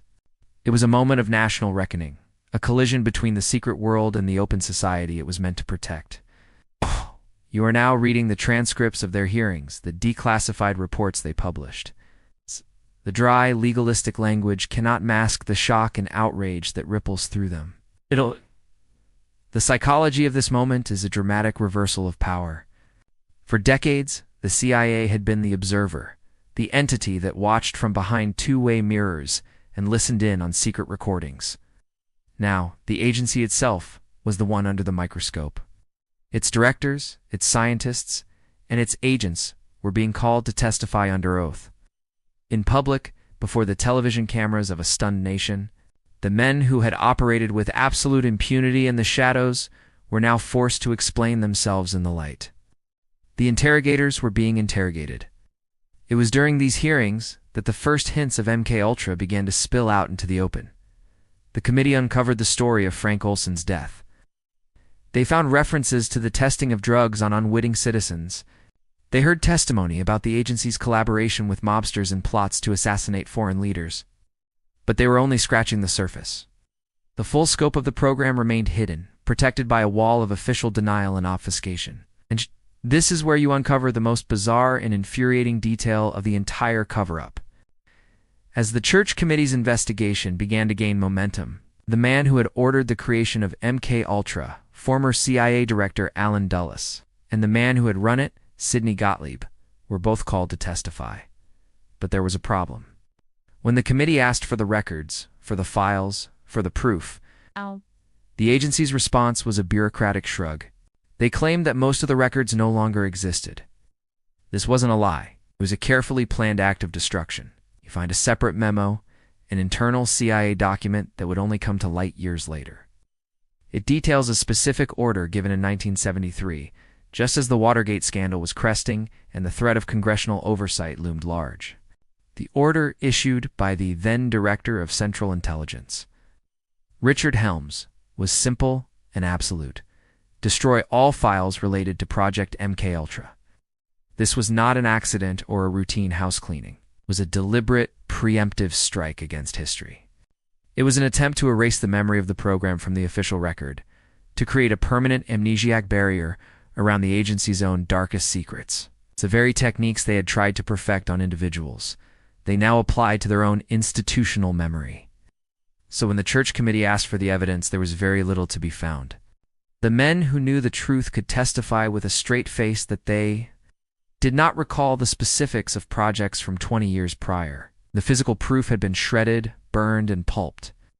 It was the ultimate act of plausible deniability, an act of historical vandalism on a massive scale. The committee was left with fragments, a few financial records that had been misfiled, the testimony of a handful of victims, and the suspicious circumstances of Frank Olson's death. They knew something terrible had happened, but the full, monstrous scale of it remained just out of their grasp, lost in the smoke of the incinerator. The Church Committee's final report, published in 1976, was a landmark document. It exposed decades of illegal activity and led to major reforms designed to bring the intelligence agencies under the control of law. It confirmed that the CIA had engaged in the testing and use of chemical and biological agents on unwitting human subjects. But the full story, the story you have been piecing together, was not in their report. The full story was in the ashes. The destruction of the files was a profound final act of control. It ensured that the complete history of MKUltra would never be officially known. It would forever be a ghost, a conspiracy theory, a collection of fragments. The real question remained, was anything missed? In a bureaucracy as large as the CIA, is it ever possible to destroy everything? Did a single box, a single misfiled folder, survive the Great Purge? The question of whether any records survived Richard Helms's Great Purge hangs in the air. A final hope for historical truth. In order to destroy everything in a bureaucracy as vast as the CIA is an almost impossible command to execute perfectly. Papers are misfiled. Carbon copies are sent to the wrong department.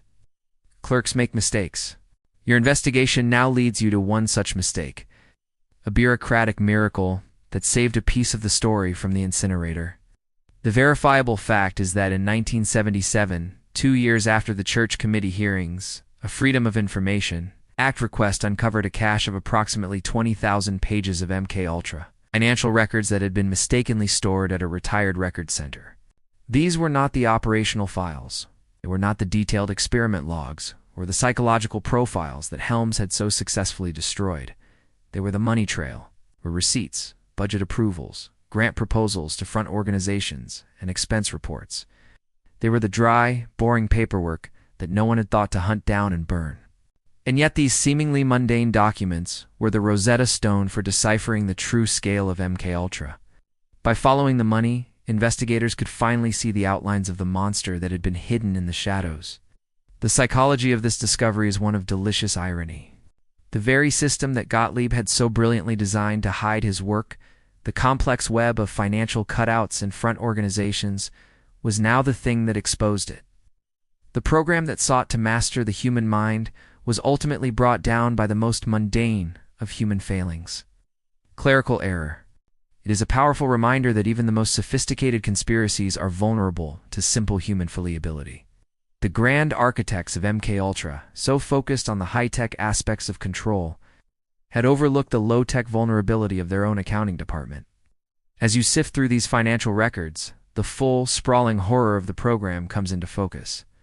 You see the payments to the Human Ecology Fund, which funneled money to Dr. Cameron in Montreal. You see the rental agreements for the safe houses in San Francisco and New York. You see the grant money flowing to the 80 institutions, the universities, hospitals, and prisons that had been unwitting partners in the research. You see the purchase orders for vast quantities of LSD and other exotic chemicals. You see the contract signed with John Mulholland, the magician. The 20,000 pages were a blueprint of the entire network, drawn in dollars and cents.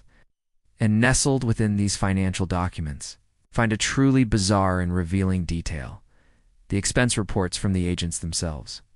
These are not grand strategic memos. They're itemized lists of operational costs.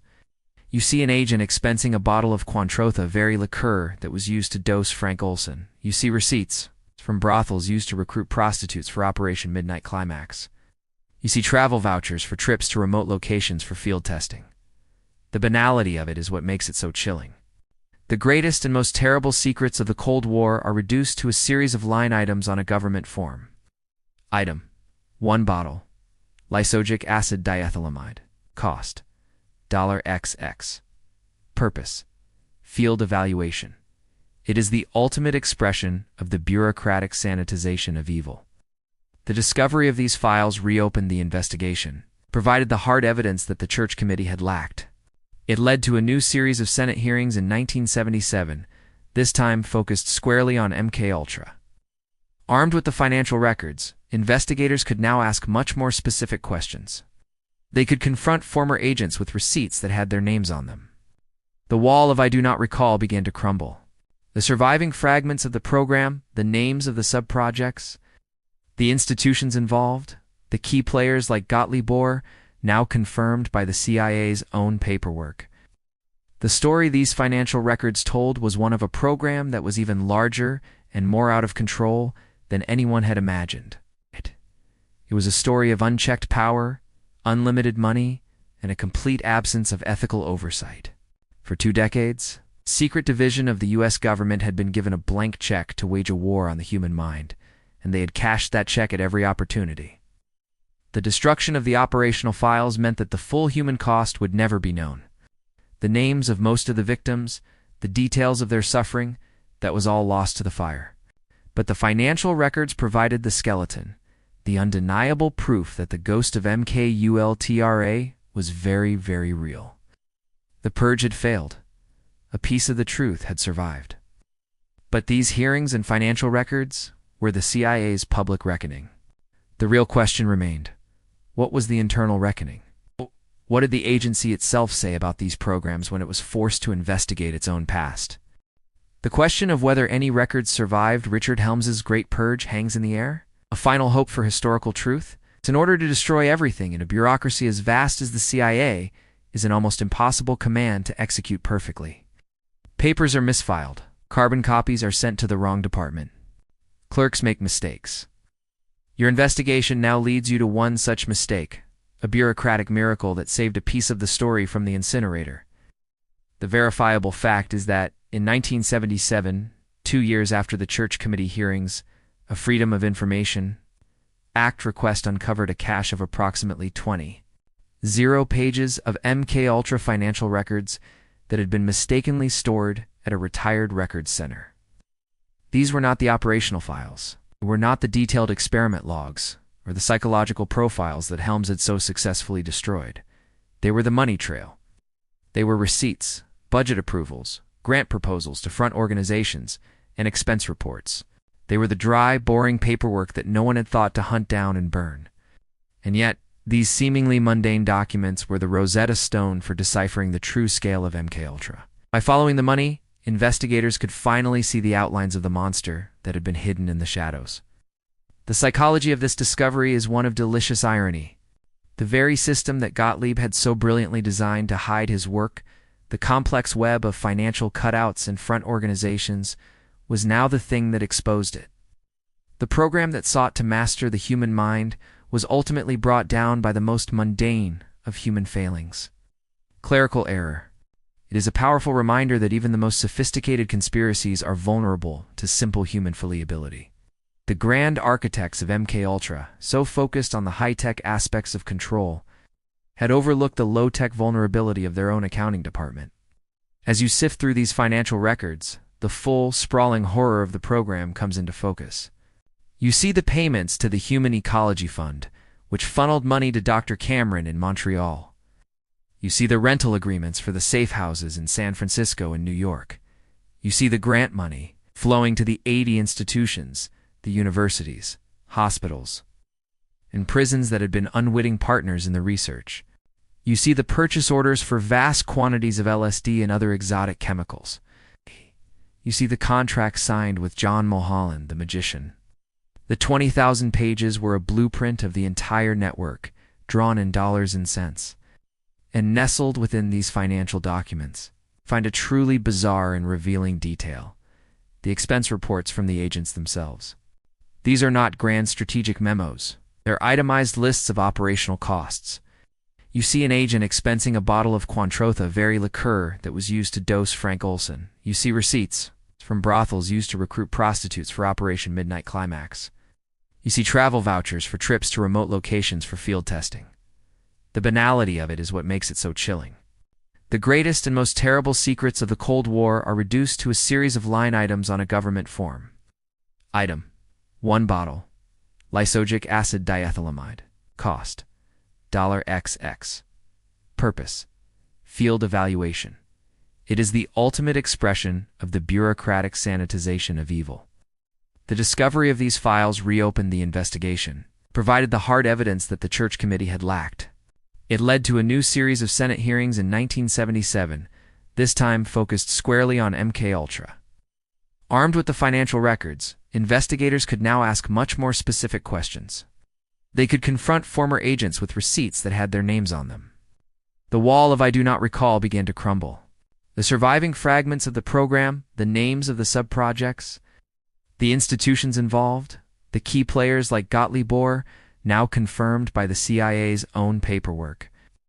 The story these financial records told was one of a program that was even larger and more out of control than anyone had imagined. It was a story of unchecked power, unlimited money, and a complete absence of ethical oversight.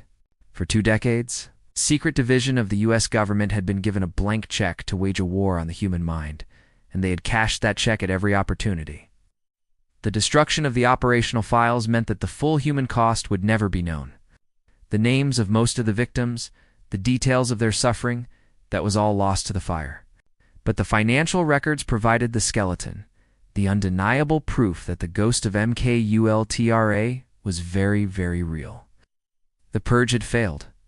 A piece of the truth had survived. But these hearings and financial records were the CIA's public reckoning. The real question remained: what was the internal reckoning? What did the agency itself say about these programs when it was forced to investigate its own past? The question of the CIA's internal reckoning leads you to the last great trove of documents in your investigation. This is not a congressional report meant for public consumption, nor is it a collection of misfiled receipts. This is the agency turning the microscope on itself. In 1973, as the Watergate scandal was eroding, public trust and the threat of investigations loomed. Then CIA Director James Schlesinger issued a directive to all senior officers. Report any and all activities conducted by your departments that might fall outside the agency's legal charter. He wanted to know where the skeletons were buried before someone else found them. The result was a 693-page internal report, a compilation of these memos. The verifiable fact is that this collection of documents, known colloquially as the family jewels, was the CIA's own attempt to catalog its most controversial and illegal activities since its founding. This report was never meant to see the light of day. It was an internal damage assessment, a confession made only to the priest of the agency's own leadership. It was locked away in the director's safe, a comprehensive list of the agency's sins. For over 30 years, it remained one of the CIA's most closely guarded secrets, till it was finally declassified and released to the public in 2007 after years of Freedom of Information Act requests. You are now reading the agency's own words about its own crimes. The psychology of the family jewels is fascinating. It is not an apology. The tone is not remorseful. It is stark, bureaucratic, and matter-of-fact. Each jewel is a memo from a department head calmly listing off activities that, in any other context, would be considered shocking criminal conspiracies. The report details assassination plots against foreign leaders, including a collaboration with mafia figures to kill Castro, illegal surveillance of American journalists and activists, and kidnapping and detention of foreign nationals. The language is sanitized and detached, but the content is explosive. It is the unvarnished truth told from the perspective of the perpetrators. Within this catalog of wrongdoing, you find the crown jewel of them all, the sections dealing with Project MKUltra. Here, for the first time, you see the agency admitting, in its own internal correspondence, to the core facts of the program. The memos confirm the testing of drugs on unwitting U.S. citizens. They confirm the existence of the safe houses, the hiring of prostitutes, and the non-consensual dosing of individuals with LSD. They mention the death of Frank Olson, framing it as an unfortunate result of one of these experiments. The Family Jewels report is the closest thing to a full confession that exists. The most bizarre and revealing jewel related to MKUltra is a short memo that discusses the unwitting testing of LSD on one of the agency's own officers. The memo describes how a group of agents decided, as a sort of prank, to dose their colleagues' morning coffee. The memo then dryly notes that the officer had a severe reaction, became psychotic, and had to be hospitalized for a period of time, and that the incident caused considerable disruption to the office's workflow. The memo's primary concern is not the profound violation of the officer's mind and body, but the impact on office productivity. This single anecdote perfectly encapsulates the cavalier and dangerously irresponsible culture that had taken root within the program. The most powerful, mind-altering chemical known to man had become a tool for office pranks. The Family Jewels report provides the final, damning confirmation from the belly of the beast. The conspiracies were not theories, they were policy. The abuses were not isolated incidents, they were programmatic. This was not the work of a few rogue agents, but a systematic, director-approved campaign that ran for 2 decades. The report, combined with the Church Committee findings and the surviving financial records, creates an undeniable mosaic of truth. It confirms the what, it confirms the how, it confirms the who. The programs were real, the abuses were widespread, the cover-up was deliberate. The historical record, once shredded and burned, has been painstakingly pieced back together from these disparate sources. The story is no longer in doubt. The case is closed on the existence and nature of the CIA's mind control programs. But as you close these files, a final, more human question emerges from the cold, hard facts. The real question remained: what happened to the people? What was the human cost for the hundreds, perhaps thousands of individuals who were pulled into this secret war against the mind? The question of the long-term psychological fallout extends far beyond the direct victims. Their suffering is the epicenter, but the shockwaves ripple outward, shaking the very foundations of trust between a people and their government. You are now moving from historical analysis into the realm of social psychology, exploring the deep and lasting scars that the revelation of MKUltra left on the collective psyche. The story of these programs, once confirmed, did not just become a historical footnote. It became a cultural touchstone, a dark myth that confirmed the public's deepest fears about the nature of unchecked power. The primary psychological aftermath is a profound and corrosive cynicism. The verifiable fact is that the exposure of MKUltra, alongside other abuses of power from the same era like the Watergate scandal and the COINTELPRO operations, fundamentally altered the relationship between American citizens and their government. The post-World War II consensus, a period of broad trust in national institutions, was shattered. The government was no longer seen as a benign, if sometimes fallible, protector. It was now seen as a potential adversary, an entity capable of profound deception and breathtaking cruelty against its own people. This isn't just an abstract political shift. It's a deep-seated psychological change. It's the birth of a specific kind of modern paranoia. When a person learns that their government secretly drugged its own citizens with LSD, the line between irrational fear and a conspiracy theory becomes hopelessly blurred. If the CIA was willing to do that, what else might they be willing to do? This question lodges itself in the cultural subconscious. It creates a fertile ground where any theory, no matter how outlandish, can seem plausible. The revelation of MKUltra provided a factual anchor for 1,000 other suspicions. It lent credibility to the idea that there is a secret history of the world, a history of powerful, shadowy groups manipulating events from behind the scenes. You see this reflected in the popular culture that followed the revelations. The bizarre, almost unbelievable details of the program were tailor-made for fiction. It's the Manchurian Candidate. Trope, the hypnotically programmed assassin who can be activated by a trigger word, became a staple of thrillers. Movies, books, and television shows were suddenly filled with stories of secret government, mind control plots, men in black, and deep state conspiracies. MKUltra became a kind of cultural shorthand for the ultimate government overreach. It was no longer just a secret project. It was a modern myth, a cautionary tale about the dangers of secrecy and power. This myth, while rooted in fact, has a complex and sometimes damaging psychological effect. On one hand, it fosters a healthy skepticism of authority, which is essential for a functioning democracy. It encourages citizens to question official narratives and to demand accountability from those in power. On the other hand, it can curdle into a reflexive, blanket distrust of all institutions, not just the government, but science, medicine, and the media as well. If university professors and doctors were once co-opted into a secret mind control program, how can you be sure who to trust now? This corrosive cynicism can make it difficult for society to address real problems, as any official solution can be dismissed as part of some hidden agenda. The story of MKUltra forces a confrontation with a deeply uncomfortable truth about human nature and power. It demonstrates that ordinary, often brilliant people can be convinced to commit extraordinary acts of cruelty in the name of a greater good. Sidney Gottlieb and his colleagues were not cackling villains. They were patriots who believed they were fighting a righteous war. This is in many ways more terrifying than simple sadism. It suggests that the capacity for such atrocities lies not just in monsters, but in the very human tendency to dehumanize an enemy and to believe that the ends justify the means.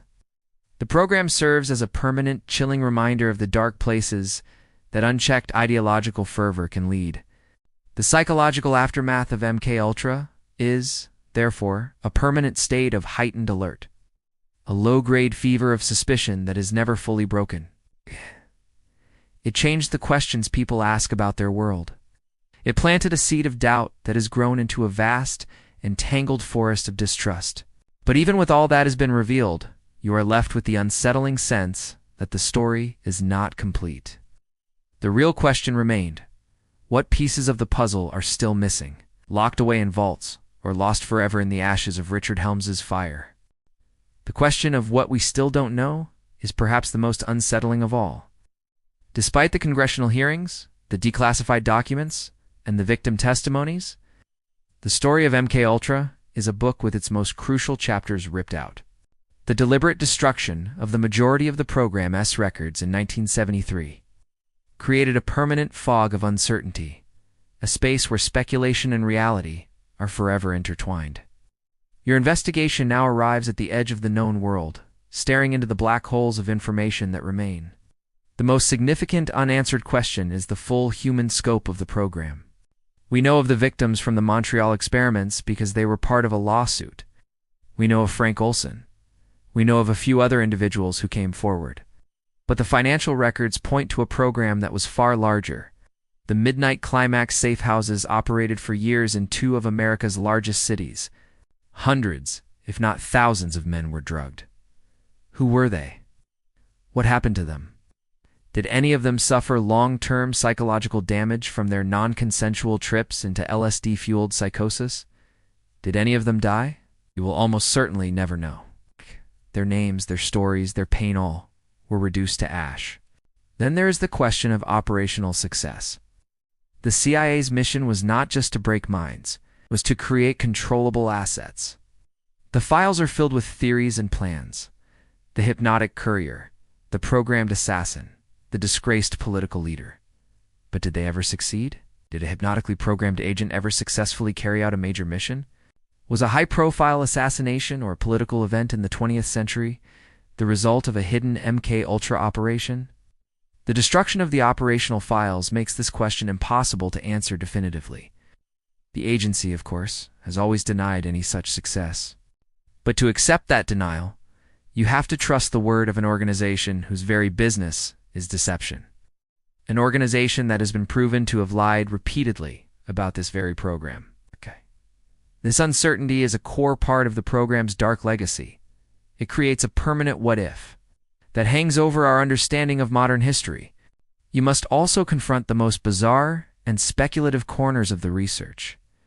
What was the final outcome of Operation Often? Did the agency's exploration of the occult and paranormal lead anywhere? It's easy to dismiss this as Cold War folly, but the files show they pursued it with serious intent. Ow! What conclusions did they draw? Did they abandon it because it was fruitless? Or did they discover something they deemed too sensitive to even commit to paper? Similarly, what became of the research into exotic biological agents and electromagnetic frequencies for influencing behavior? The surviving documents give us glimpses into these strange avenues.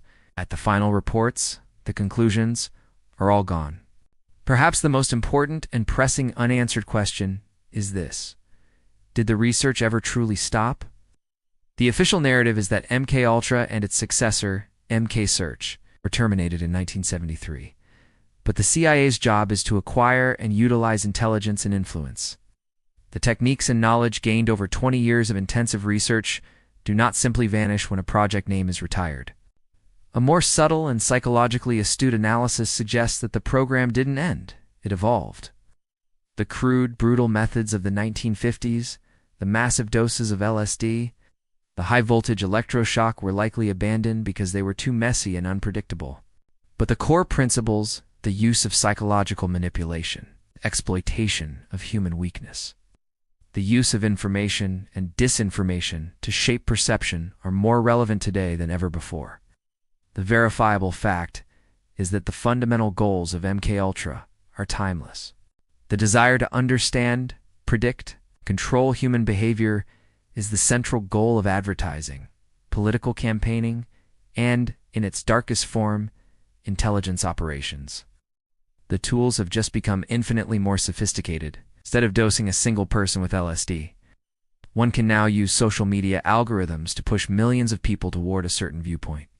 Instead of using a hypnotist's voice, one can use targeted propaganda and fake news to create a state of confusion and heightened suggestibility. The laboratory is no longer a secret safe house. It's the phone in your pocket. The quest for mind control did not end in 1973. It simply moved from the world of chemistry to the world of data. The legacy of MKUltra is not just a collection of historical crimes. It is a warning. It is a demonstration of what an institution with unchecked power is willing to do in the name of security. And it leaves us with the chilling realization that the war for the mind is never truly over. The battlefield just changes. The realization that the war for the mind has likely evolved rather than ended brings your investigation to its final stage of analysis. You must now step back from the specific details of the programs and contemplate their deepest, most enduring impact. The unanswered questions about what is still hidden are unsettling, but the legacy of what is known is a profound and permanent stain on the public's relationship with the institutions that are supposed to serve it. This is the final layer of the story, the legacy of distrust. This legacy is not just a vague feeling of cynicism. It is a specific and measurable erosion of faith. The verifiable fact is that public trust in the U.S. government has been on a near-continuous decline since the Sesquicentennial, a decline that was sharply accelerated by the revelations of the 1970s, including MKUltra. Before this era, the prevailing narrative was one of shared national purpose. The government, for all its flaws, was seen as an agent of the public good. The discovery that this same government was capable of secretly treating its own citizens as lab rats shattered this narrative. It created a wound in the body politic that is never fully healed. You are examining the psychological structure of this distrust. It is built on a simple, powerful, and now proven premise. The official story is not the real story. This idea, once relegated to the fringes, was validated by the CIA's own declassified files. The revelation that the government would lie so brazenly, for so long, about something so fundamental, creates a permanent credibility gap. If they lied about this, what else are they lying about? This question becomes the default setting for a significant portion of the population. It is a rational response to a proven history of deception. The most bizarre and insidious aspect of this legacy is how it can be weaponized. A population that has been primed to distrust its own institutions becomes vulnerable to manipulation from external sources. When people no longer trust official sources of information, be it the government, the scientific community, or the mainstream media, they are more likely to seek out alternative, often less reliable sources. This creates an information ecosystem where disinformation and propaganda can flourish. An adversary who wants to destabilize a country no longer needs to drop bombs. They just need to exploit the pre-existing legacy of distrust, feeding the public stories that confirm their worst fears about their own government. In a strange, ironic twist, the CIA's past actions have made the country more vulnerable to the very kind of psychological warfare they were trying to master. This legacy of distrust also has a profound impact on social cohesion. A society cannot function effectively without a baseline of shared trust. We trust that the medicine we are given is safe. We trust that the legal system is, for the most part, fair. We trust that the information we receive about public health crises is accurate. MKUltra and similar programs corrode this foundational trust. The story of Dr. Cameron in Montreal, a respected doctor using his position to torture patients, damages the credibility of the entire medical profession. The story of universities being used as unwitting research centers damages the perceived integrity of academia. The program was a poison that did not just attack individuals. It seeped into the very bedrock of the institutions that hold a complex society together.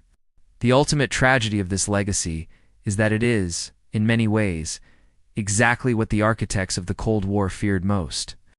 They were terrified of an enemy that could use psychological techniques to undermine their society, to turn citizens against their government, and to create chaos and division. In their desperate, paranoid attempt to build a shield against this threat, they became the threat itself. They became the agent of the very distrust they feared. They conducted the experiments, they told the lies, and they created the conditions for the profound and lasting cynicism that now permeates modern political life. The legacy of MKUltra is not just a story about a secret government program. It is the story of a nation losing its innocence. It is the story of how the fear of monsters can lead you to become one. The real question that remains is not a question of history, but a question for the future. How does a society begin to heal from such a deep and self-inflicted wound? Your long journey through the labyrinth of the past is coming to an end. You have navigated the corridors of power, sifted through the ashes of destroyed files, and listened to the echoes of stolen lives. The final truth you are left with is not a single explosive secret, but the weight of the story itself. It is the undeniable, documented history of a 20-year war waged by a government against the very minds it was meant to protect. The official end of this war can be marked on a calendar. Verifiable fact is that in 1973, facing the looming threat of congressional investigation, CIA Director Richard Helms officially ordered the termination of all MKUltra and MK search programs. On paper, the monster was slain. But a story like this never truly ends. Its legacy is not found in a final report, but in the permanent change it leaves in all who learn of it.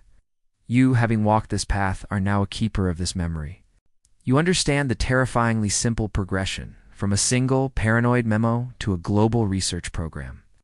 From a quest for a truth serum to the perfection of personality erasure. You have seen how the fear of an external enemy can become the justification for committing atrocities against one's own.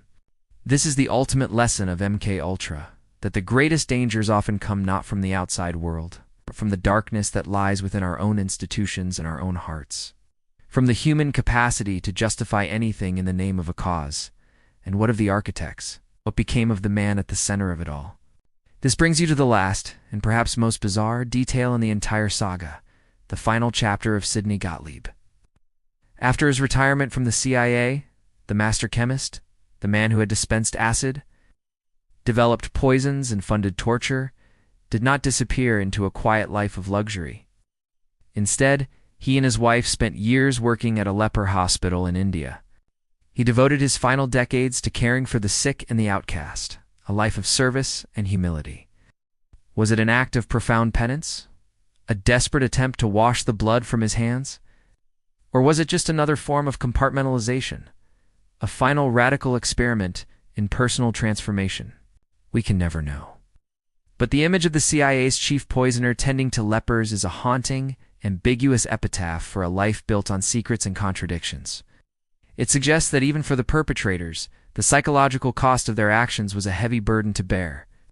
The story of MKUltra is a testament to the power of secrets, but it is also a testament to the power of truth. The agency tried to erase its own memory, to create a perfect amnesiac barrier around its past. But the truth, like a persistent weed, found a way to grow through the cracks.